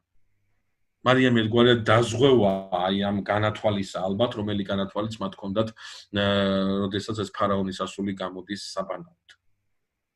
მაგრამ აქ თავარი არის კიდევ ერთი ძალიან საინტერესო დეტალი. მეგობრებო, საინტერესო დეტალი გახლავთ იმას, რასაც ეფრემასური ცოტა მოგვიანებით იტყვის, რომ ჩვენ მივაქცევთ ამას ყურადღებას, რომ მთელი ეს განათვალი, რომელიც შეიძლება ვივარაუდოთ ჩვენ მოსეს დედასთან დაკავშირებით, რასაც ალბათ რა ქვია, ამრამის მოსეს მამაც რა ქვია, აქტიურად ეცნობოდა. ყველაფერი ეს ბოლომდე დამყარებული აქვს ღვთისწყალობაზე. ანუ ღმერთს მიანდობს აი ამ თავის, აი ამ გათვლებს იოქაბედი, რომ ღმერთმა ხელი მოუმართოს და ღმერთმა ყველაფერი ეს ასე მოაწყვეს, რატო? იმიტომ რომ ბავშვი კი არ უნდა გადარჩეს მარტო, არამედ ბავშვი უნდა დაბრუნდეს მშობლიურ წიაღში ასე. აი ამას ვეღარ გათვლის იოქაბედი. შეიძლება გათვალოს, აი რაშია დარწმუნებული იოქაბედი იმაში, რომ ეს ფარაონის ასული რომ ამოიყვანს ამ ბავშვს. წინაწელში წერია კიდევაც პირდაპირ იტყვის. პირდაპირ წერია, პირდაპირ იტყვის ეს ფარაონის ასული, რომ ეს ებრაელი ბავშვია. ებრაელი ბავშვი თუა და ებრაელი წული თუა. რა უნდა უყონ? მამამისის ბრძანება, რა უნდა ქნა? და მოკლანის. და რაშია დარწმუნებული იოქაბედი, რომ ფარაონის ასული, ფარაონის ბრძანებას არ შეასრულებს და სასწრაფოდ არ გასცემს ბრძანებას ბავშვი მოუკლება. შესწირო ნილოს, აი ეს სხვაგვარი შესწირო ნილოსმა წყალობა მისცეს რაშია და არაფერში. ამიტომ რა გათვლაც არ უნდა იყოს, რაც არ უნდა ვივარაუდოთ, რომ ამქანმა რაღაცები გათვალა. ბოლოს მაინც ამას ეფრემასური იტყვის, რასიცად იტყვის, როგორ იტყვის, ამას მივაქცევთ ყურადღებას. ბოლოს ის მაინც დაყნობილია ღვთისწყალობაზე, რომ ღმერთმა უნდა გადაარჩინოს ეს ბავშვი. არა ამ გათვლამ, არამედ ღმერთმა. აქ მეორე დეტალია კიდე საინტერესო. თუ ღმერთმა უნდა გადაარჩინოს, რათ უნდა ეს გათვლა? ამიტომ აი აქ ჩვენ კიდე ერთხელ გვახსენდება წმინდა იაკობ ბოციკულის სწავლება იმასთან დაკავშირებით, რომ რწმენა საქმეს გარეშე მკვდარი. ძალიან გთხოვთ ეს კარგად იცოდეთ. წმინდა წერილში და ზოგადად ქრისტიანობის ისტორიაში, მაგრამ მე ახლა წმინდა წერილზე გამაკეთებ აქცენტს. უსაქმური წმინდანი, უსაქმური მორწმუნე არ არსებობს. არ არის ესეთი რამე. მორწმუნე, რომელიც ფეხი-ფეხზე გადაიდებს და იტყვის, რომ ღმერთი ამას მაინც გააკეთებს, ის არ არის წმინდა, ის არის ფანატიკოსი. ის არ არის მორწმუნე. მორწმუნეს ევალება, ხას უსვამ, ევალება, რაც ადამიანის შესაძლებლობაში აქვს, ის რესურსი ბოლომდე გამოიყენოს. მორწმუნე რას ნიშნავს, იცით? რესურს რო არ იყენებს, იმას კი არ ნიშნავს. მორწმუნე ნიშნავს იმას, რომ ამ რესურს ბოლომდე იყენებს, მაგრამ ამბობს, რომ ეს რესურსი არ არის საკმარისი, არის რაღაცა საჭირო კიდევ ერთი. რა არის ეს ერთი? ეს არის ღმერთი. აი ეს არის მორწმუნე. მორწმუნე არ არის ის, რომ ფეხი-ფეხზე გადაედებს და ამას ღმერთი გააკეთებს. არაფერსაც არ გააკეთებს, გამორიცხულია, იმიტომ რომ ღმერთი თუ ფეხი-ფეხზე გადავიდა და ღმერთი გააკეთებს, მაშინ ღმერთი მოძალადე ყოფილა. არ გააკეთებს ღმერთი. პეტრეს წყალში ჩაძირვა მახსენდება ხოლმე ხშირად. პეტრემ ხელი უნდა გაიწოდოს. ამოყოლა ქრისტესია კი, მაგრამ ხელის გაწოდება პეტრესია. აუცილებლად. იუდას ტრაგედია სწორედ ეს იყო. იუდა არ მიტრიალდა ხელის გასაწოდებლად და პეტრე მიტრიალდა. ამას მე ვისაუბრებ ჩვენ ამაზე. ანუ რისი თქმა მინდა, ჩვენთანაც არის ხო ეს ყალბი მორწმუნეობის, ეს ფსევდომორწმუნეობის, იმიტომაც არიან ეს ფსევდომორწმუნეები და ყალბი მორწმუნეები, მე როგორ წესი ფანატიკოსებად ყალიბდებიან, როგორ წესი. იმიტომ რომ მათ აზრში ხომ მორწმუნეობა არ გულისხმობს იმას, რომ შენ აქტიური თანამშრომელი უნდა იყო. ეს ძალიან მძიმეა და ამიტომ ამას მივაქცევთ ყურადღება, მე ჩვენ ამას შევეხებით აუცილებლად გადაცემას. ანუ რისი თქმა მინდა მე, რომ ეს განათვალი, რომელიც წარმოდგენილია, რომელიც შეგვიძლია ვივარაუდოთ იოქაბედთან დაკავშირებით, მაინც რწმენას ეფუძნება. ეს განათვალი არის შემადგენელი და არა არსობრივი. დაუბრუნდეთ წმინდა წერილს. მოცურავს ეს კიდობანაკი, სადაც მოსია ჩაწვენილი და მოკიდებს ხელს, ესე იგი რაშია საქმე, რომ ამ ბავშვს აშკარად შია და ამ შიმშილის კვალობაზე, აი ამ კალათაში ბავშვი იწყებს ტირილს და აი ამ ტირილს მიაქცევს ყურადღებას, ეს ტირილი მიიქცევს ფარაონის ასულის ყურადღებას. ბრძანებს კალათის გამოტანას, კალათას გამოიტანენ და ნახავს შიგრით ყმა არის ჩაწვენილი და ამ ყმას შეხედავს. ხო, ამ ყმას აქვს რამდენიმე ნიშანი. პირველი ის არის ვაჟი, მეორე ის არის წინადაცვეთილი და მესამე ის არის მოვლილი. ეს არ არის გადაგდებული ბავშვი, ეს არის მოვლილი ბავშვი. ძალიან ლოგიკურად დაასვენეს აქ ფარაონის ასული, რომ ებრაელის ყმა არის ეს. მაგრამ რას ნიშნავს ებრაელის ყმა? აი აქ არის სწორედ ძალიან საინტერესო, რომ ღმერთის საფრთხო განგებულება რას აკეთებს, იცით მეგობრებო, ძალიან გთხოვთ კარგად დაიმახსოვრეთ. რაც არ უნდა ცუდი გააკეთო, ღმერთს ვერ შეეწინააღმდეგე, ვერ აჯობებ. რას ნიშნავს? ეს ნიშნავს იმას, რომ რაც არ უნდა ცუდი გააკეთო, ღმერთი იმას მაინც მოატრიალებს თავისი განგებულების აღსასრულებლად. მაინც ასიკეთო, როგორც უნდა ისე მოატრია. იუდამას რო გაყიდოს, ხო აი მოსაკლავად რო გაყიდო ღმერთი, იმასაც კი თავის განგებულების რეალიზებად მოიხმარს ღმერთი. აი ყველაფერი, ანუ ადამიანს, აი როგორ არის ის აი ჩვენ ლოცვაში ვამბობთ, გახსოვთ წინა ლექციაზე საუბრობთ ამაზე, თუ არ მახსოვს რომელიმე აუდიტორიასთან საუბრობდი, ჩვენ მამაუჩინოს ლოცვაში ვამბობთ ასეთ რამეს, იყავ ნებაშენი. ასაჭირო ახლა ამისი თქვა. მე რო არ თქვა ის არ იქნება ღმერთის ნება თუ არ იქნება ღმერთი არ ყოფილა. როდესაც მე ვამბობ, იყავ ნებაშენი, ამაში იმას კი არ ვამბობ, შენი ნება შესრულდეს. მისი ნება ყველა ვარიანტი შესრულდება. მე რას ვიტყვი აქ რა მნიშვნელობა აქვს? იყავ ნებაშენი ნიშნავს იმას, რომ შენი ნება რომ მაინც შესრულდება. აი ამ განგებულებაში მე ვიყო თანამონაწილე. შენი ნების რეალიზების თანამშრომელი ვიყო მე. მისი მოწინააღმდეგე კი არ აღმოჩნდი, არა, მისი მოტფიალე, მისი მომხრე, მასში მისი ესე იგი აღმასრულებელი აღმოჩნდა. თორემ მისი ნება ყველა ვარიანტი შესრულდება. თუ ღმერთის ნება არ შესრულდება, ღმერთი ვერ ყოფილა მაშინ, მოჩა და გათავდა. ამიტომ აი აქ ეს დეტალია სწორედ წარმოდგენილი, რომ მიუხედავად ამ ყველაფრისა, ხო? აი ახლა მოსალოდნელია ფარაონის ასულის ბრძანება, რომ ებრაელის ყმა არის ეს და მოიკლას, არა? ფარაონის ასულის აზროვნებაში სულ სხვა ელემენტები იწყებს წარმოჩენას. რა არის ეს? რომ ნილოსმა, როგორც წყალობის ღმერთმა, სიუხვის ღმერთმა, ჩემი ლოცვა ისმინა, ეს ბავშვი წაართვა ებრაელს და ვაჩუქამი. მოსე, სახელი მოსეც ასე იზრდება, წყალი ისის ხსნა. წყლიდან ხსნილი, წყლიდან ამოყვანილი. ამიტომაც ეწოდა მას, ვინაიდან წყლიდან არის ამოყვანილი, წყლიდან არის ხსნილი, წყლიდან არის დაწყალობები ის ფარაონის ასულისათვის და ამიტომ ეს ყრმა მიუხედავად იმისა, რომ ებრაელის ყმა იარსეგე, სრულიად მართებულად იტყვის ფარაონის ასული, აი აქ ამ ადგილას საკანდებულება აღესრულებას. რომ ფარაონის ასული ბრძანებს ის გადარჩენას და რამის მოკლას. რატომ ეს წყალობა მისთვის ღვთისა. კერძოდ იმ ღმერთისა, რომელსაც ნილოსი ქვია ეგვიპტეში. ამ ღვთის საჩუქარს რომ ის კონდეს, საქვია, შესაბამისი პატივი კონდეს, ბავშვი უნდა დაწყნარდეს,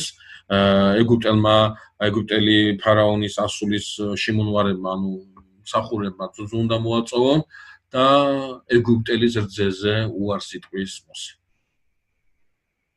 ეს ძალიან მნიშვნელოვანი დეტალია და ხომ რძეზე უარს იტყვის მოსე, ამას დაუბრუნდეთ.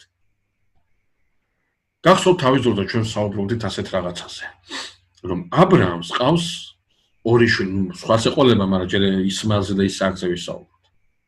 აბრაამს ყავს ძე ისმაელი, აბრაამს ყავს ძე ისააკი. ორივე ერთნაირად უყურს. ორივეს ერთნაირად აზრდის. ორივეს ერთი და იგივე ღმერთის თაყვანისცემას, სიყვარულსა და მსახურებას არ აკრავს ასე გამორჩა. მაგრამ ისააკი გახდება აღთქმისზე აბრაამისა. რატო? იმიტომ რომ აბრაამი სხვანაირად ეპყრობოდა ისააკს, არა. იმიტომ რომ ისააკის დედა იყო სარა. სარას გამოა რჩეული ისააკი და აბრაამის. ამიტომაც არის რომ როდესაც ისმაელის გაშვება უნდა მოხდეს სახლიდან, რაც არ უნდა აბრაამს, ეს გაკეთებაც არ უნდა აბრაამს. გამოიცხადება ღმერთი აბრაამს და ეთქვის, შენი ცოლი რო გეუბნება ეს გააკეთე. წარმოგიდგენიათ ხო? აბრაამ პირდაპირ ელაპარაკება ღმერთს და ღმერთი ეუბნება წოლს მოусმინე. გაცილებით მაღლა დადგა სარა. გაცილებით დიდი გახდა აქ. საოცარი ადგილია წმინდა წერილში. რატო? იმიტომ რომ სარა ზრდით ნაკვები შეუძლია დაწვეს საკურთხეველზე. აგარის ზრდით ნაკვები საკურთხეველზე ვერ დაწვა. იმიტომ კი არა რომ ისმაელი ცუდია. არ არის ისმაელი ცუდი. მაგრამ არ არის იმ რძით ნაზან, იმ რძით ნაპოხი. შესაბამისად აქ ფიზიკურ მატერიალურ რძეზე კი არა გვაქვს საუბარი. გააზრებული. აი ამ ეგზეგეტიკაში რძით პოხვა რა არის? მენტალობით პოხვა, ანუ ისმაელი ისე იზრდებოდა, ისააკი ასე იზრდებოდა. აი დედის რძით პოხვა ამას გულისხმობს. იმ მენტალიტეტით, იმ ღირებულებებით აღზრდას, რა ღირებულებებით სარაშია ჩამოყალიბებული და იმ ღირებულებებით აღზრდას, რა ღირებულებებით აგარშია ჩამოყალიბებული. ორივეს მამა აბრაამია. ორივე უყვარს ორივეს ერთი და იგივე ღმერთს ასწავლის, ორი და იგივეს ერთი და იგივე ღმერთის სახურებას ასწავლის და ორივეს ასწავლისო სიკვდილთან ურთიერთობით გაზრდის ორივეს. მაგრამ რჩეული არის ისააკი, რატო? იმიტომ რომ სარაზდით არის ნაყოფი, ანუ იმ აზროვნებით არის გაზრდილი, რა აზროვნებაც არის ამ ქალში წარმოდგენილი. იგივე გრძელდება ესავთან და იაკობთან დაკავშირებით. როდესაც წმინდა წერილი იტყვის, რომ ისააკს უყვარდა ესავი, ხოლო რებეკას იაკობი, ეს ანიშნავს იმას, რომ მამას ერთი შვილი უყვარდა და მეორე არა, ან და დედას ერთი უყვარდა და მეორე უყვარდა და პირველი არა. ეს ამას არ ნიშნავს. სხვა რამეს ნიშნავს, რომ იაკობი არის სწორედ იმ აზროვნების, რა აზროვნების რებეკასა და ისააკის ქორწინებაშია ნაგულისხმები, ესავი არა. აი ამ დედის რძით პოხვაზია, აქაც ყურადღება გამახვილებული, დედას იაკობი უყვარს, ამის ეს ნიშნავს, რომ ეს იქნება რჩეული, ამ მინიშნებას გვაძლევს წმინდა წერილი. შემდგომ ეს გრძელდება რაქელთან დაკავშირებითაც, ხო? ანუ რის თქმა მინდა მე რომ აი აქ მოსეზე ნათქვამია, რომ საღვთო რამ განგებითო უარი თქვაო ეგვიპტელის რძეზე და დედის რძით გააგრძელა პოხვა. რას ნიშნავს, რომ მოსე გაიზრდება, მოსეს აღზრდაში ჩაიდება რაღაცა ის მენტალური, ის ღირებულებითი ნიშნული, რომლის ამოკვეთასაც მას ეგვიპტე ვერ შეძლებს. რომელსაც მას ეგვიპტე ვერ გააქროს. და სწორედ ისაც ჩაითესება ახლა ის, რითაც გამოიპოხება მოსე. სწორედ ეს გაიღვიძებს, სწორედ ეს განდიდდება, სწორედ აი ეს ინაყოფიერებს და მივიღებთ იმას, ასეც ჩვენ შემდეგ ლექციაზე ლაპარაკობთ, შემდეგ ლექციაზე დავიწყებთ. სხვაგვარად რო ვთქვათ, მოსემ საღვთო განგებით უარი თქვა ეგვიპტელის რძეზე, ხა ბავშვი ტირის, ხო? და ბავშვი ტირალა ბავშვს, ჭირდება საკვები, ჭირდება რძე. ხა მე არ ვიცი ბიოლოგიურად და ფიზიოლოგიურად ბავშვი უცხო დედის რძეს როგორ იღებს ან როგორ არ იღებს, ხა ამდენი არ მიძიებია, ნამდვილად არ ვიცი. მაგრამ აი აქ რომ საღვთო ამ განგებულებას ხედავენ, რომ მოსე დაუბრუნდა დედის წიაღს, იმ რძეს, იმ პოხას, იმ აზროვნებით პოხვას, რა აზროვნებითაც ის უნდა გაეზარდათ, აი ამ სიმბოლოს ხედავენ ამაში სწორ. აქ კიდევ ერთი ძალიან საინტერესო დეტალია. რომ ეს რა ქვია, აი ეს ბავშვი, რომ ესე იგი ვერ დააწყნეს, ეგვიპტელის რძე არ მიიღო, არც ერთი არ გაიკარა, აი ამ დროს მარიამი გამოდის, დამალული მარიამი გამოდის და ეფრემასული ჩნდება. და გვეუბნება დავაკვირდეთ ეს ბავშვი რას აკეთებსო. მარიამი გამოდის და ფარაონის ასულს ეუბნება ასეთ რამეს. თუ გინდა წავალ და მოგინახავ ებრაელ ქალს, რომელსაც კარგი რძე აქვს და ის მოაწოვებს უძს. ეფრემასული გაკვირვებულია. როგორ ახერხებს ეს პატარა გოგონა ემოციების დამალვას. ჯერ როგორ ბედავს ფარაონის ასულთან მისვლას, ვინ მიგიშვებდა იქ ახლოს. თან ებრაელს ვინ მიუშვებდა. ესეც ახლა სამეფო იმაში არ იყოს გამოწყობილი მარიამი, ხო? ერთი დაჩაგრული და ერთი მონათქცეული ნაგლეჯებში მყოფი, იმის რა ქვია, ოჯახის წარმომადგენელია, პურსლს შოულობენ დამონებულები. როგორ ბედავს გამოჩენას ფარაონის ასულთან მისვლას და მერე როგორ ახერხებს იმ ემოციების დამალვას, რა ემოციების მასში იმ სიხარულით არის გამოწეული, რა სიხარულიც გაჩნდა თავისი პატარა ძამიკოს გადარჩენის გამო. ეფრემასული აი ამ სიტყვებს უწერს, აი გახევებულია, აი თელ გწნობას თავაზობს იმასთან დაკავშირებით, რომ აი ეს თუ გააკეთა ამ პატარა გოგონამ იცოდეთ, მხოლოდ იმიტომ რომ ღმერთი ალაპარაკებდა მას. აი მარიამის ამ საქციელში პირდაპირ ხედავენ მარიამს როგორც ჭურჭელს, იარაღს, საშუალებას საღვთო განგებულების რეალიზებისა. ამას შემთხვევით არ წერს ეფრემასული. მოგვიანებით, როდესაც მოსე სამოღვაწო ასპარეზზე გამოვა, მისი ძმაც აარონი, პირველი მღვდელმთავარი იქნება ძველი ახლის ინსტიტუციონალურად დაარსებული ეკლესიისა და მარიამი იქნება წინასწარმეტყველად წოდებული და საზოგადოებაში იქნება უდიდესი ავტორიტეტი. აი მაგალითად მარიამი რო გარდაიცვლება, არ ბაბატი ჯერ გაკეთროვანდება და გარდამოცემა რომ სანამ მარიამი არ განიკურნებოდა ისრაელი უარს იტყვის გზის გაგრძელებაზე, მთელი საზოგადოება, მთელი ერი მარიამის ჯანმრთელობაზეა გადაგებული და მე მარიამი რო გარდაიცვლება, ნუ რაღაც უდიდესი პატივით დაკრძალავენ მას და მთელი ისრაელი გაჩერებულია სანამ იმ წესს არ შეასრულებენ, რაც მიცვალებულ მარიამს ჭირდება. ნუ აი უდიდესი საზოგადო მოღვაწე იქნება. აი ამიტომაც ეფრემასული აქიდანვე გვეუბნება, რომ საღვთო რამ განგებულება ამ ოჯახში მთლიანად ტრიალებს. მე ამ დროს მახსენდება ხოლმე ბასილდის ოჯახში იყო ასე ყველა მიმართულებით წმინდანები. ბასილდის მშობლები იყო საოცრებელი ალბათ იმიტომ. შესაბამისად აი აქ ეფრემასული ამას აქცევს ყურადღებას, აი ამ ორგანიზებულ აი ამ ემოცია დამალული ბავშვის აი ამ შესაძლებლობას. არ შეიძლება ეს ადამიანს პატარა გოგონა შეძლებოდა ეს ღმერთმა გააკეთებინა მას. ფარაონის ასული თავისთავად ცხადია გამოსავლის გარეშეა. ეს გოგონაც რაღაცა აზრით ნილოსმა მოუვლინა მას. თანხმობას ეტყვის რომ წავიდეს და მოიყვანოს ეს ქალი. საწავა მარიამ, ჩვენ ყველამ ვიცით. თავისთავად წავიდა წავა დედამის მოკვლას. და როგორც კი დედა ბავშვი ეს ებრაელი ქალი მისთვის ფარაონის ასულისათვის ებრაელი ქალი. აიყვანს ამ ბავშვს და ძუძუს მისცემს და წესს მოწევს, ბავშვი დამშვიდება და თავისთვის მშობლიურ ძირ პოხვას დაიწყებს. ეს უკვე ნიშანია ფარაონის ასულისათვის. ეს უკვე მესამე ძღვენია, რომელიც ნილოსმა მისცა მას. ერთი ეს ყრმა, რომელსაც ის იშვილებს, ერთი ეს გოგონა, რომელმაც მითითება და გზა მისცა და მესამე ეს ქალი, რომელმაც ეს ყველაფერის პრობლემა მოაგვარა. ამიტომ ეს გასამჯელოს დაუნიშნავს, ოღონდაც ამ ქალმა, ესე იგი მოსე გამოკვეთოს. და ეფრემასურია კითხვის. ის ვისი გადარჩენისათვისაც სიკვდილი ელოდათ, ოღონდ გაზარდონ და ფულს იქით აძლევენ. ის, რომელიც ჩუმად დაბნელებული ქუჩებით გამოყავდათ ღამე ნილოსის ნაპირისაკენ, გაჩირაღდნებული ქუჩებით უკან შეყავთ სახლში. ის, რომლის არსებობასაც მალავდნენ, ყველას გასაგებს ხდიან მის არსებობას. როგორი დიდია უფალო განკებულება შენი. აი გასრულებს ეფრემასური, აი ამ მონაკვეთზე საუბარს, ვინაიდან აი ყველაფერი ეს ღმერთმა ადგადასე შემოატრიალა. ეს რა დროს ხდება? მთელი ამ ამბის თხრობა ერთადერთ რამეში გვჭირდებოდა ჩვენ.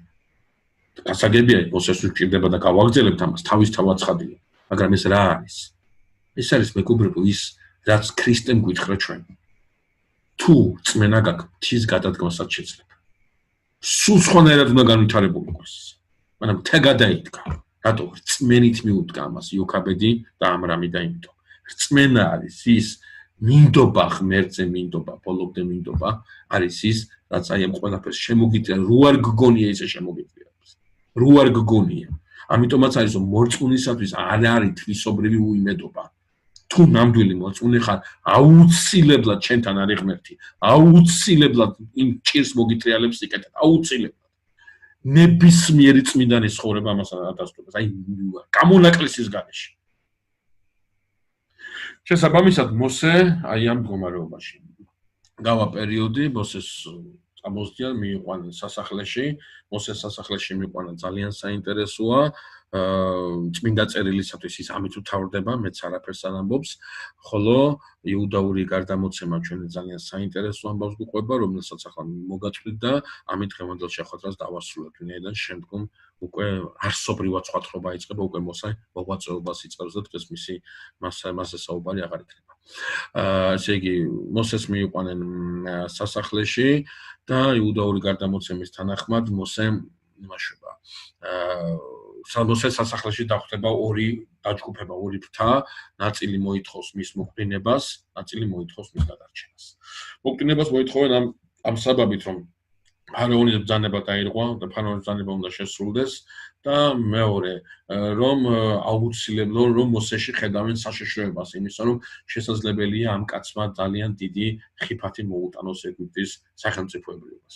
მეგობრებო, საქმე ის გახლავთ, მე ამას შემდეგ ლექციაში, შემდეგ შეხვედრაზე ვიტყვი აუცილებლად, მაგრამ საქმე ის გახლავთ, რომ ჩვენ უნდა ვიცოდეთ, რომ ის რაც დაავიწყდათ, ისრაელიანებს, ის არ დავიწყებიათ ეგვიპტელებს. აი ჭკვიანი მტრის ის არის, რა ქვია, თვისება არის. შენ დაგავიწყოს ის მნიშვნელოვანი, მაგრამ თვითონ უნდა ახსოვდეს ისაც ჩემთვის მნიშვნელოვანი. რომ არ გაიხსენო, ამის გახსენება არ მოხდეს. ჩვენ ამ თემას შევეხებით, აუცილებლად შევეხებით შემდეგ ლექციაზე. ამიტომაც აი ეს მოსე არის რაღაცნაირად აი ფრთისათვის საშიში ბავშვი. შესაძლებელია მათ სმენას წვლა კიდევაც, რომ მის შობას რაღაცა არაბუნებრივი რაღაცა ნიშნები ახლათ, ანუ ეგვიპტელები ძალიან აქცევდნენ ასეთ რამებს ყურადღებას. მეორემთან კი მოსეს გადარჩენას მოითხოვს, ეს არის ფარაონის ასულის, ანუ მოსეს დედობილის ფრთა, რომელიც აქცენტს აკეთებს იმაზე, რომ თვითონ ნილოსმა მიუძღვნა ფარაონის ასულს ეს ვაჟი, პლუს ამას ამ ფრთისათვის აი ეს მოსეს არსებობა გახლავთ ძალიან დიდი რელიგიური კომფორტის შემქმნელი, რადგან ძალიან კარგად ახსნიან იმას, რომ ფარაონის ასული ბერწი აღარ არის, მიუხედავად ის ბუნებითი შობით არ არის შობილი, მიმადლებული აქვს ეს შობა, მიმადლებული აქვს დედობა და შვილიერება და ფაქტი ამისი გახლავთ ნილოსის წვენი, კერძოდ ამ შემთხვევაში მოსე. მოსე გაუგივდა ამ ნიშნით ეგვიპტეს, როგორც წვენი ნილოსისა და ეგვიპტის სიმბოლოდ შეიძლება კი შეიძლება სიმბოლოდაც კი შეიძლება იქცეს მართლა ცოტა მოგვიანებით, მოსეზე იქნება საუბარი, რომ ის ერთ-ერთი პრეტენდენტია ტახტის მემკვიდრეობისა და მოსეში რაღაცნაირად ეს ფრთა იმაშება, რა ქვია, ამ ფრთისათვის მოსეში განსახიერდება ნილოსის წვენი ეგვიპტის ფენომენი. იუდაური გარდამოცემა გვეუბნება, რომ ეს ორი ფრთა დაპირისპირებული ერთმანეთთან და ფარაონი, როგორც უზენაესი ქურუმი, მიიღებს გადაწყვეტილებას. რომ ორი იმით, რა ქვია, ლანგრით მოიტანონ მოსეს წინაშე, ერთი ლანგრით ძვირფასეულობა, ხოლო მეორე ლანგრით მოიტანონ გავარვარებული ნაკვარჩხლები. თუ კი მოსე ხელს წაიღებდა გავარვარებული ნაკვარჩხლებისაკენ, მაშინ არაფერი განსაკუთრებული არ იდო, ესე იგი, და ჩვეულებრივი ბავშვი იყო და ჩვეულებრივი ბავშვს არანაირი საშიშროება არ ექნებოდა, ხოლო თუ კი მოსე ხელს წაიღებდა ძვირფასეულობისაკენ, ანუ ჭკვიალაქვებისაკენ და ანუ სიმხურვალე კი არ მიიზიდავდა, აი სიცივე მიიზიდავდა, მაგრამ ეს ის არა ქვია, ეს ძვირფასეულობა მიიზიდავდა, მაშინ მართლა იდო რაღაცა ისეთი, რაც ჩვეულებრივი ბავშვს არ უნდა ახასიათებდა. თქვენ გინახიათ ბავშვი ცეცხლზე ხელი არ ქონდეს დამწვარი.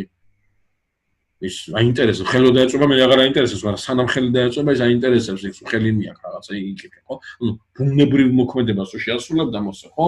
მაშინ საშიში არ იქნებოდა, მაგრამ არაბუნებრივს თუ შეასრულებდა და მიხვდებოდა, რომ ამ ნაკვარჩხლებზე უფრო ის, რა ქვია, ძვირფასი ქვები იდო, მაშინ ის უკვე ამ მასაკისათვის ძალიან ჭკვიანი აღმოჩნდებოდა, საშიში იქნებოდა და მეორე ფრთა გაიმარჯვებდა, რომელიც მოსეს მოკლინებაზე აკეთებდა აქცენტს. აი აქ და ამ დროს იუდაური გარდამოცემა გვეუბნება, რომ მოსემ ხელი წაიღო სწორედ ამ ძვირფასეულობისაკენ. და ფარველმა ანგელოზმა მას ხელი უკრავო და იმას, რა ქვია, გავარვალებულ იმას ნაკვარჩხალზე ჩაადებინა ხელი და მოსეს ეს ხელი დაეწვა და ეს პატარა გავარვალებული ნაკვარჩხალი აყოლებული ხელი, შეიძლება ეს რაღაც ნაკვარჩხალი აყვაკიდევას პირში ჩაიდო და ენა მოეწვა და მართლა ცოტა მოგვიანებით წმინდა წერილში იქნება ნათქვამი, რომ მოსე ენა ბრგვილი იყო, ანუ გამართულად ვერ მეტყოლებდა და იუდაური გარდამოცემა მოსეს ამ ენა ბრგვილობას სწორედ აი ამ ეპიზოდს მიაწერს, ვითომც და აი ესეთი რაღაცა მოხდა სასახლეში, როდესაც მოსე მიიყვანეს, თუმცა მოსეს ენა ბრგვილობა ქრისტიანობა სულ სხვანაირად გაიგო, სულ სხვანაირად წაიკითხა, მაგრამ ეს სიმბოლო, რაც მოსეს ენა ბრგვილობაში იქნება ჩადებული, თავისთავად ხარდი არ გამორიცხავს იმას, რომ ის ფიზიკურად მართლა ენა ბრგვილი იყო და ენას უკიდებდა და გამართულად ვერ ლაპარაკობდა. ამით სრულდება მოსეს ყმობის შესახებ საუბარი და შემდეგი თხრობიდან უბრალოდ მოსე უშუალოდ თავისი მოღვაწეობის შესახებ დაიწყებს საუბარს და შემდეგ შეხვედრაზე ჩვენც ამას განვიხილავთ. ამით თემატურად მე დღეს დავასრულე. შეიძლება კითხვა? დავიწყოთ კი ბატონო. ძალიან დიდი მადლობა ჩვენს ლექტორს, კითხვები დაგიგროვდა, სანამ დავიწყებდეთ კითხვებს, მინდა ბატონ გიორგის უთხრა, რომ ამ ჩვენს Zoom-ს აქვს უნებრივია ჩატის ფუნქცია და სემინარის მონაწილეებს აქვს საშუალება გარდა ესე ვიზუალურად კითხვების დასმისა, მით უმეტეს ლექციის მიმდინარეობის დროს უბრალოდ მოგწერონ ხოლმე თავიანთი კითხვები და თქვენ თხრობისას თუ გექნებათ საშუალება რომ ჩახედოთ ამ ტექსტებს და პირდაპირ თქვენივე ლექციაში დააფაროთ ხოლმე ეს კითხვები, ესაც ესეთი მოსახერხებელი ფუნქციაა. მე ჩემი ორი კითხვა და ერთი კომენტარი უკვე მოვიწერე, მაგრამ რახანახამდე არ გაკეთებულა, გავიმეორებ ამას. ასე სიტყვიერადაც ზურად თქვენი. მე მაქვს ესეთი კითხვა, აი ორი მომენტი, ერთი ჩვენ ხას უსვავთ, რომ ჩვენ რელიგიაში სხვებისგან განსხვავებით ჩვენ ამ დეტერმინიზმი ადამიანის ბედის მიმართ არ არის, ან ჩვენ თავისუფალი ნება გვაქვს და სხვა რელიგიებისგან განსხვავებით, რომელიც ისახებ, რომ ღმერთმა წინასწარ განგვისაზღვრა და ჩემზე არ არის დამოკიდებული, ჩვენ გვაქვს ეს თავისუფალი ნება. მეორეს მხრივ აი ეს ფენომენი რჩეულს. ანუ ერთის მხრივ ჩვენ ვამბობთ, რომ ჩემი არჩევანია მე როგორ ცხოვრება მექნება, ხოლო მეორეს მხრივ აი ეს ფენომენი, რომ ჯერ ბავშვი, ანუ დედის მუცელში არის, და ეს უკვე რჩეულია, ეს უკვე გამორჩეულია, აი ეს ორი რაღაცა როგორ თავსდება ერთმანეთთან, როგორ არის ერთ სისტემა. ძალიან კაი კითხვა ზურა, მე პირდაპირ მინდა გითხრათ, ამას ხაზგასმით ვამბობ. შენ კითხვა დასვი პრაქტიკულად თავისუფლების შესახებ. ამდენადაც გავიგე, ხო? და ეს ასეც. პირდაპირ მინდა გითხრათ, რამდენიც არ უნდა ვილაპარაკო. რამდენიც არ უნდა ვილაპარაკო. რა არის თავისუფლება ამის შესახებ ბოლომდე პასუხი არ არსებობს. ერთადერთი გააზრება და განმარტება თავისუფლების არის სასუფეველისეული თავისუფლება. ნამდვილი თავისუფლება განიმარტება სასუფეველისეული პარამეტრით. აი, თავისუფალი იყო ადამიანი. სასუფეველში, აი ადამი თავის როგორი არის სამოთხეში, აი ამის მიხედვით შეგვიძლია ჩვენ თავისუფლება გავაკეთოთ. მე შეკითხვას არ გაურბუარ, კითხვას არ მოვალ, მაგრამ რა პასუხიც არ უნდა გაგცე, შენ აუცილებლად დაგჭირება უკმაყოფილების ზონა და თავისუფლებას ბოლომდე ვერ გავაკეთოთ. აი მაგალითად, ხო ასეთი მაგალითი. ნაწილასწარმეტყველებია რომ იუდამ უნდა გასცეს თავისი მოწყალე, ხო? აი ნაწილასაკა იუდას თავი დავანებოდნენ ძალიან ცოტა ისეთი აი მან უწინასწარმეტყველა მაცხვარმა პეტრეს რომ სამგზის უამყოფ მე. შეუძლია თუ არა პეტრეს არ უარყოს. აი ვერ გავცეთ რომ კითხოს პასუხს. კი და არა. კი იმით აი მაგალითად ნაწილასწარმეტყველები იყო რომ ნინევია უნდა დანგრეულიყო. არ დაინგრა. ნაწილასწარმეტყველები რო იყო? რა, ღმერთმა რაღაც არის შეცდა, ვერ გათვალა? თავისთავად ცხადია. წინასწარმეტყველება, აი მაგალითად ხო, დედის მუცლიდან გამორჩეულობაზე. დედის მუცლიდან გამორჩეული როა, თქვათ, სამსონი. ეს იმას ანიშნავს, სამსონს ხელი სულაც არ შეეშლება იმისათვის, რომ თავის საიდუმლო გასცეს და დალილას თმები შეაჭრებინოს. ანუ რაღაცა როა განკუთვნილი, ეს ანიშნავს იმას, რომ მე ნებელობა მაქვს შეკოცილი. რაც არის განკუთვნილი, სულ თავისუფლად შემიძლია ავიღო და გადავაგდო ეს. სულ თავისუფლად შემიძლია. განკუთვნილება მე განსაკუთრებული მოღვაწეობისაკენ, განსაკუთრებული დაფიქრებისაკენ და პასუხისგებლობისაკენ მაწყობს, მაგრამ არ მბოჭავს. აქ არის მეორე მომენტი. რომ საფრთხო ყოლის სოდნეობა ანიშნავს იმას, რომ ღმერთს შეუძლია ყველაფერი გათვალოს, აი მოჭადრაკე რო გათვლეს, თქვა და რობოტი რო გათვლეს, ჭადრაკს უთამაშობს რობოტი და წამში რო რამდენიმე სხვას გათვლეს. ასე არ თulis ღმერთი. ღმერთი თუ ასე თulis, ღმერთი არ ყოფილა. ღმერთმა ეს იმიტომ კი არ ხო რომ გათვალა. ღმერთმა ეს იმიტომ ხო რომ იცი. ხედავს. აი ჩვენ ახლა რამენაირად უნდა შევადაროთ ერთმანეთს. რას ნიშნავს რომ ღმერთი ხედავს იმას, რაც არ მოხდა, რომ კი არ გათვალა. გათვლა არის დაცემული ძალის. დაცემულმა ძალას აქვს ეს უნარი რომ ესე იგი თუ აქედან თუ ეს მისცა, ეს გამოიწევს ამას და შედეგად მივიღებ ამას. დაცემული ძალა ასე მოქმედებს. მაგრამ ღმერთი ასე არ მოქმედებს. ღმერთი არ თulis. ღმერთმა იცის. ხედავს რომ აი ეს ასე მოხდება. აი ვერანაირად ვერ შეგითავსებ.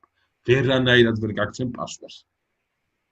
როგორ რჩება ამ დროს ეს კაცი თავისუფალი და წინ ღმერთმა როგორ იცის. ვერ გაძლევ კითხვაზე პასუხს.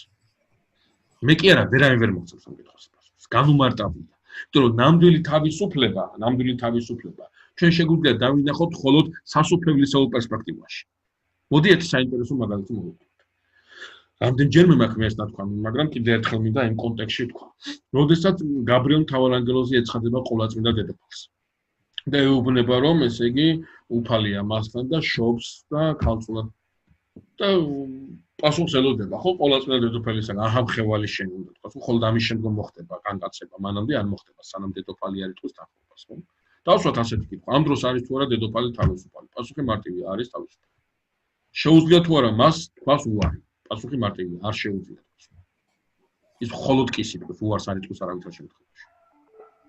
ანუ პოტენცია აქვს უარის თქმისა, მაგრამ ამ პოტენციის რეალიზებას არ მოახდენს. მარტო ხო სიტყვის უარს არ იტყვის არავითარ შემთხვევაში, მაგრამ თავისუფალი. ამ თვალსაზრისით ლემონ ბოდიში ეს თვითონაც და ყველა წმინდანიც ამ ცხოვრებით ცხოვრობს. ნახე ყველა წმინდანი ამ ცხოვრებით ცხოვრობს. როდესაც წმინდანი მიდის მოწამეობაზე. როდესაც ის აღასრულებს უკვე მოწამეობას, ამას გულისხმობ. ეს მოწამეობა, რომელსაც აღასრულებს. ეს არის მის ნებელობაში ჩადებული. მაგრამ არავითარ შემთხვევაში ის რომ მის უარს იტყვის ამ მოწამეობაზე გამორიცხულია. ხო შეიძლება იყოს აღარ მინდა. იყო ასეთი მაგალითები. ის უკვე სიწმინდესთან აღარ არის.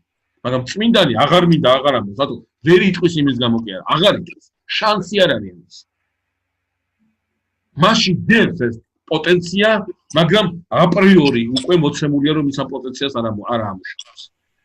აი, ამ საზომით თუ შეხედავ, რაღაცა აი, წარმოიდგინე ასეთ რაღაცას, აი ესეთ რაღაც წარმოიდგინე. შენ მიდიხარ იმაში, რა ქვია, რუსთაველზე მიდიხარ. აი, რუსთაველზე მიდიხარ და ხედავ რომ მეორე მხარეს მოვდივარ მე, მეორე ტროტუარზე მოვდივარ მე.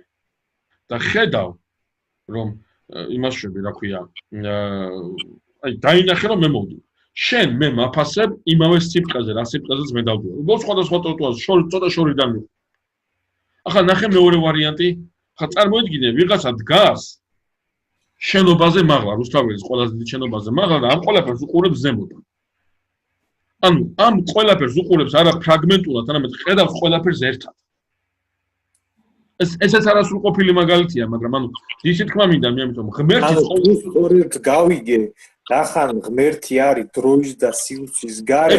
ეგრე უნდა თქვა, ხედავს ადრე ხა რომის ლეგიონები მცხეთას რო შტურმით იღებდნენ, ეხა რომ მეაგვზივარ და მომავალში რო იქნება, იმას ერთდროულად აი ეს უნდა თქვა, ერთდროულად ხედავს. უბრალოდ ერთდროულადაც არ არის სწორი პასუხი. იმიტომ რომ ეს ერთდროულად ჩემი და შენი გასაგები ენა, მისთვის არა.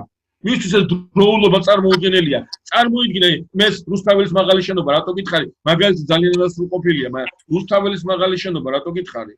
იმიტომ გითხარი რომ სხვა სიბრტყე, ანუ სხვა განზომილება ეს განზომილება გესმის? ოღონდ ეს ზემოთ კი არ წარმოიდგინო. ეს განზომილება ჩვენში აგერ ტრიალებს. მაგრამ სხვა სამყაროა. გესმის და აი იმ სხვა სამყაროს პარამეტრებით უნდა გაზომო ეს თავისუფლება. სამსონი რჩეულია. დედის მუსლიდან მოწმინდარია, როგორც სამუელი სამსონის დედის მუსლიდან მოწმინდარია. მაგრამ სამსონს აღარ მოუნდება მომენტში და გადააგდებს ამას, რა პრობლემაა? იუდა მოციქულია. ხო არ გონია რამის ნაკლები ან პეტრეზე ან იმაზე, რა ქვია, იოანეზე ან იმაზე, რა ქვია, იუდას არ უკადრია ყოველ შემთხვევაში, მაცხოვრისათვის არ უთქვა, მე მარჯვნივ დაგიждები და ჩემი მეგობარი მასვე დაიჯინეო. ეს არ უკადრია? არც ის უკადრია, რომ გინ დაუთხათო და ცეცხლი ჩამოვიყვანო და სამარიტელები მოვწვათო, რასაც კადრულობენ სხვა მოციქულები. იუდა არ კადრულობს ამას. და ბევრ რამეს არ კადრულობს კიდე. რასაც მაშინ მოციქულები აკეთებენ. მაგრამ მიკადრებს ისეთ რამეს, რასაც დედი არ გააკეთებს. ანუ ის რაც ნათქვამია იუდაზე, ნახე როგორ გაიგე.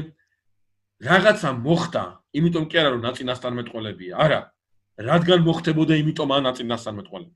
უკუ პერსპექტივით შეხედე ამას გამიგი. ანუ წინასწარმეტყველება ეს არის დროზე ადრე ნათქვამი ისტორია. აი პასუხგაუცემელია, შენი კითხვა ბოლომდე არის პასუხგაუცემელი. ვერ გეტყვი.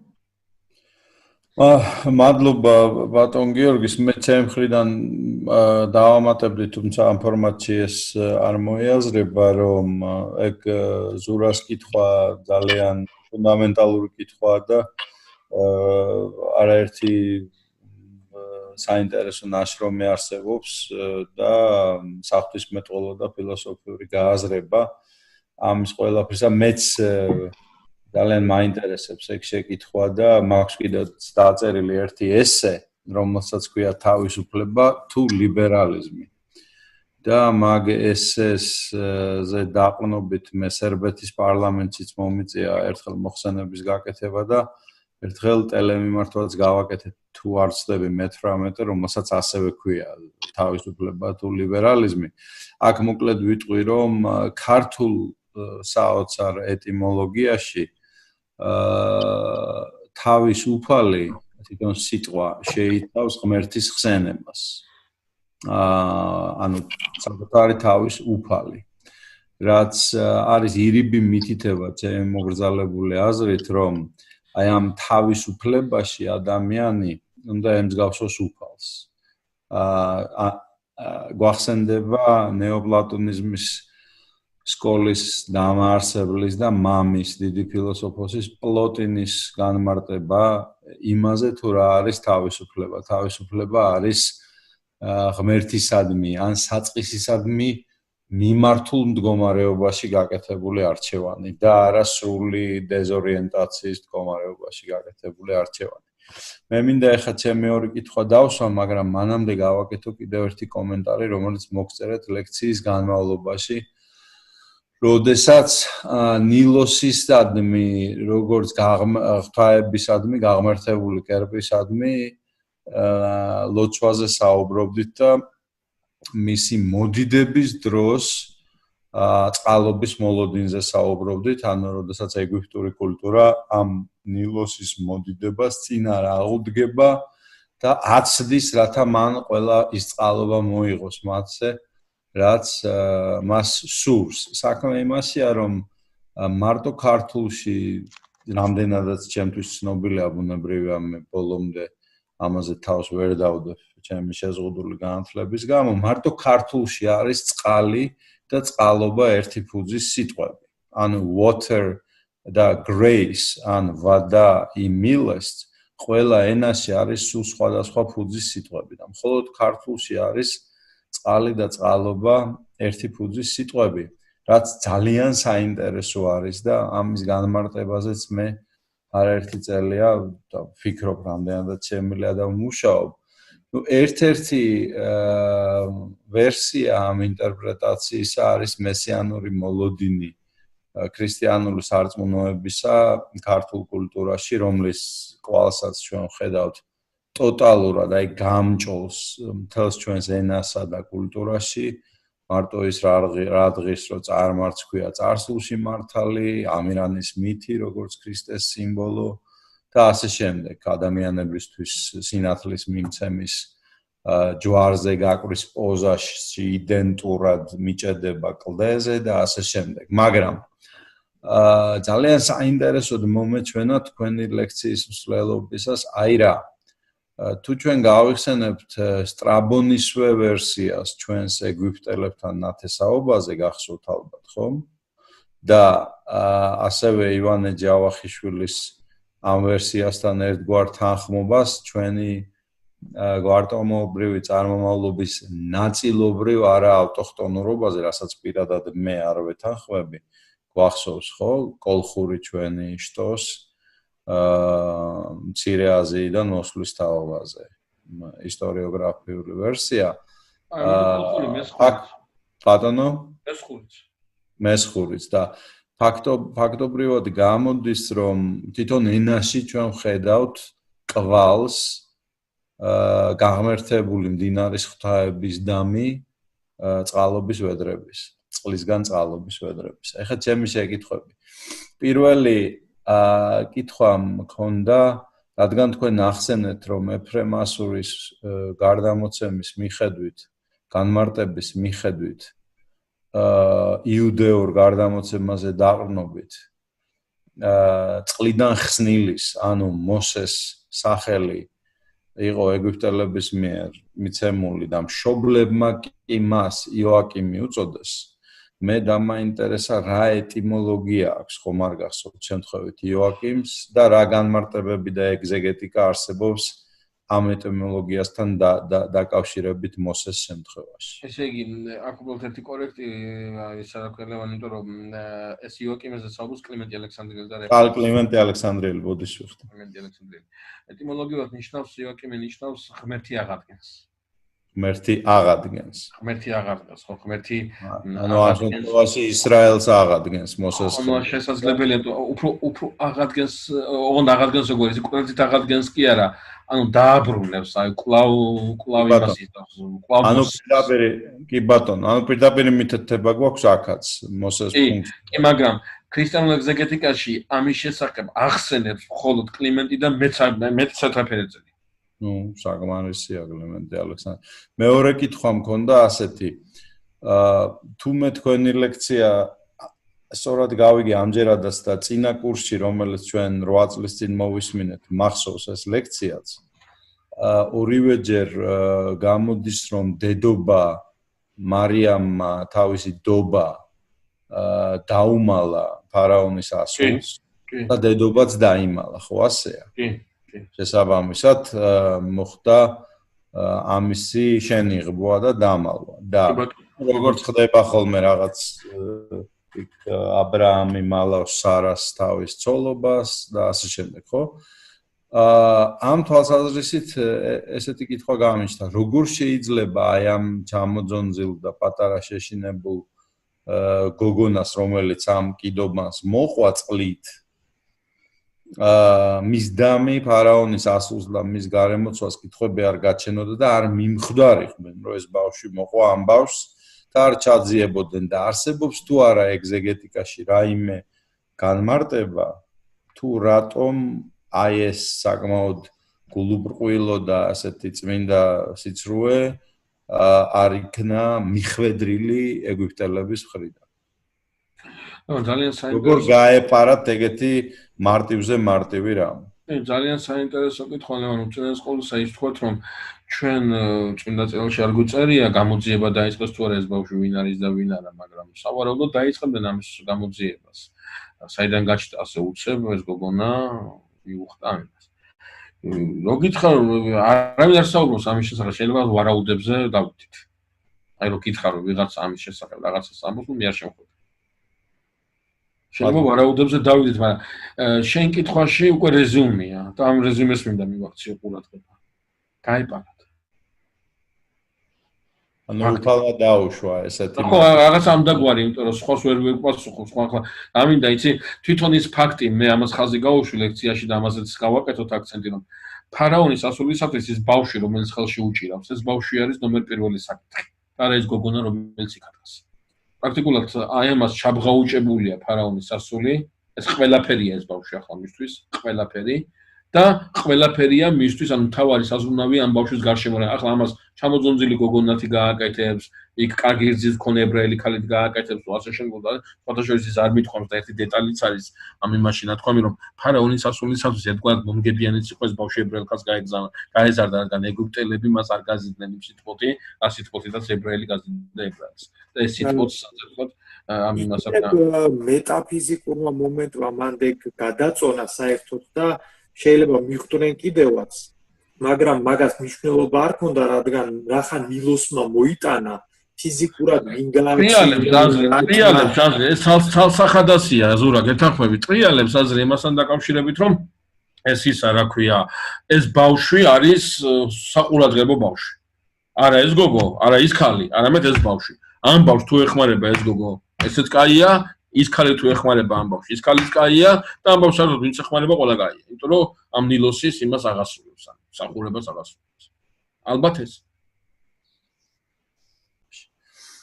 კიდევ რა შეკითხვები გვაქვს ჩვენი ლექტორის მიმართ? მეც მაქვს კითხვა თუ შეიძლება.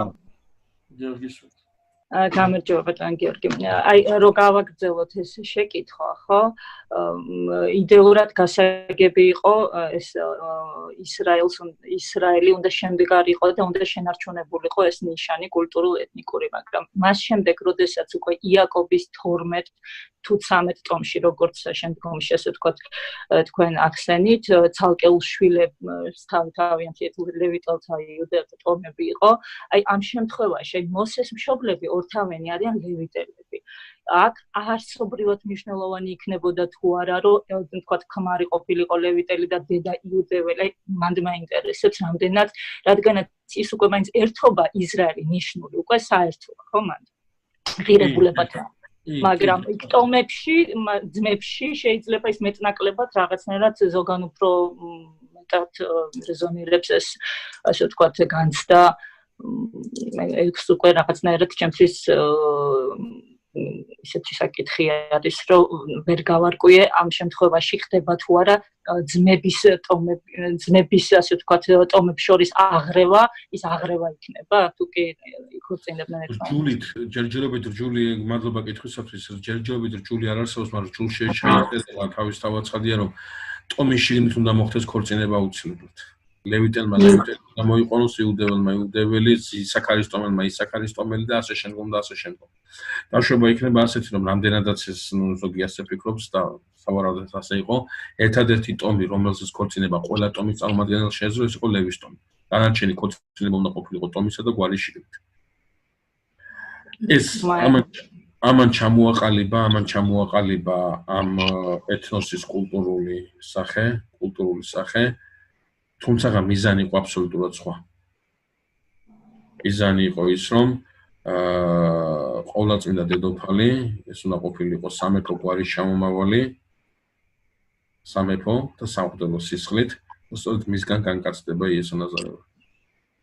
ანუ გვარში რო გავყვებით, გვარს რო გავყვებით, აი მათე მახარებელს, ლუკა მახარებელს გენეალოგიას რო გავყვებით, ხო? ჩვენ მაცხოვრის გენეალოგიაში ვხედავთ სწორედ აი ამ ხაზს და აი ამ წესს. ქორწინებული.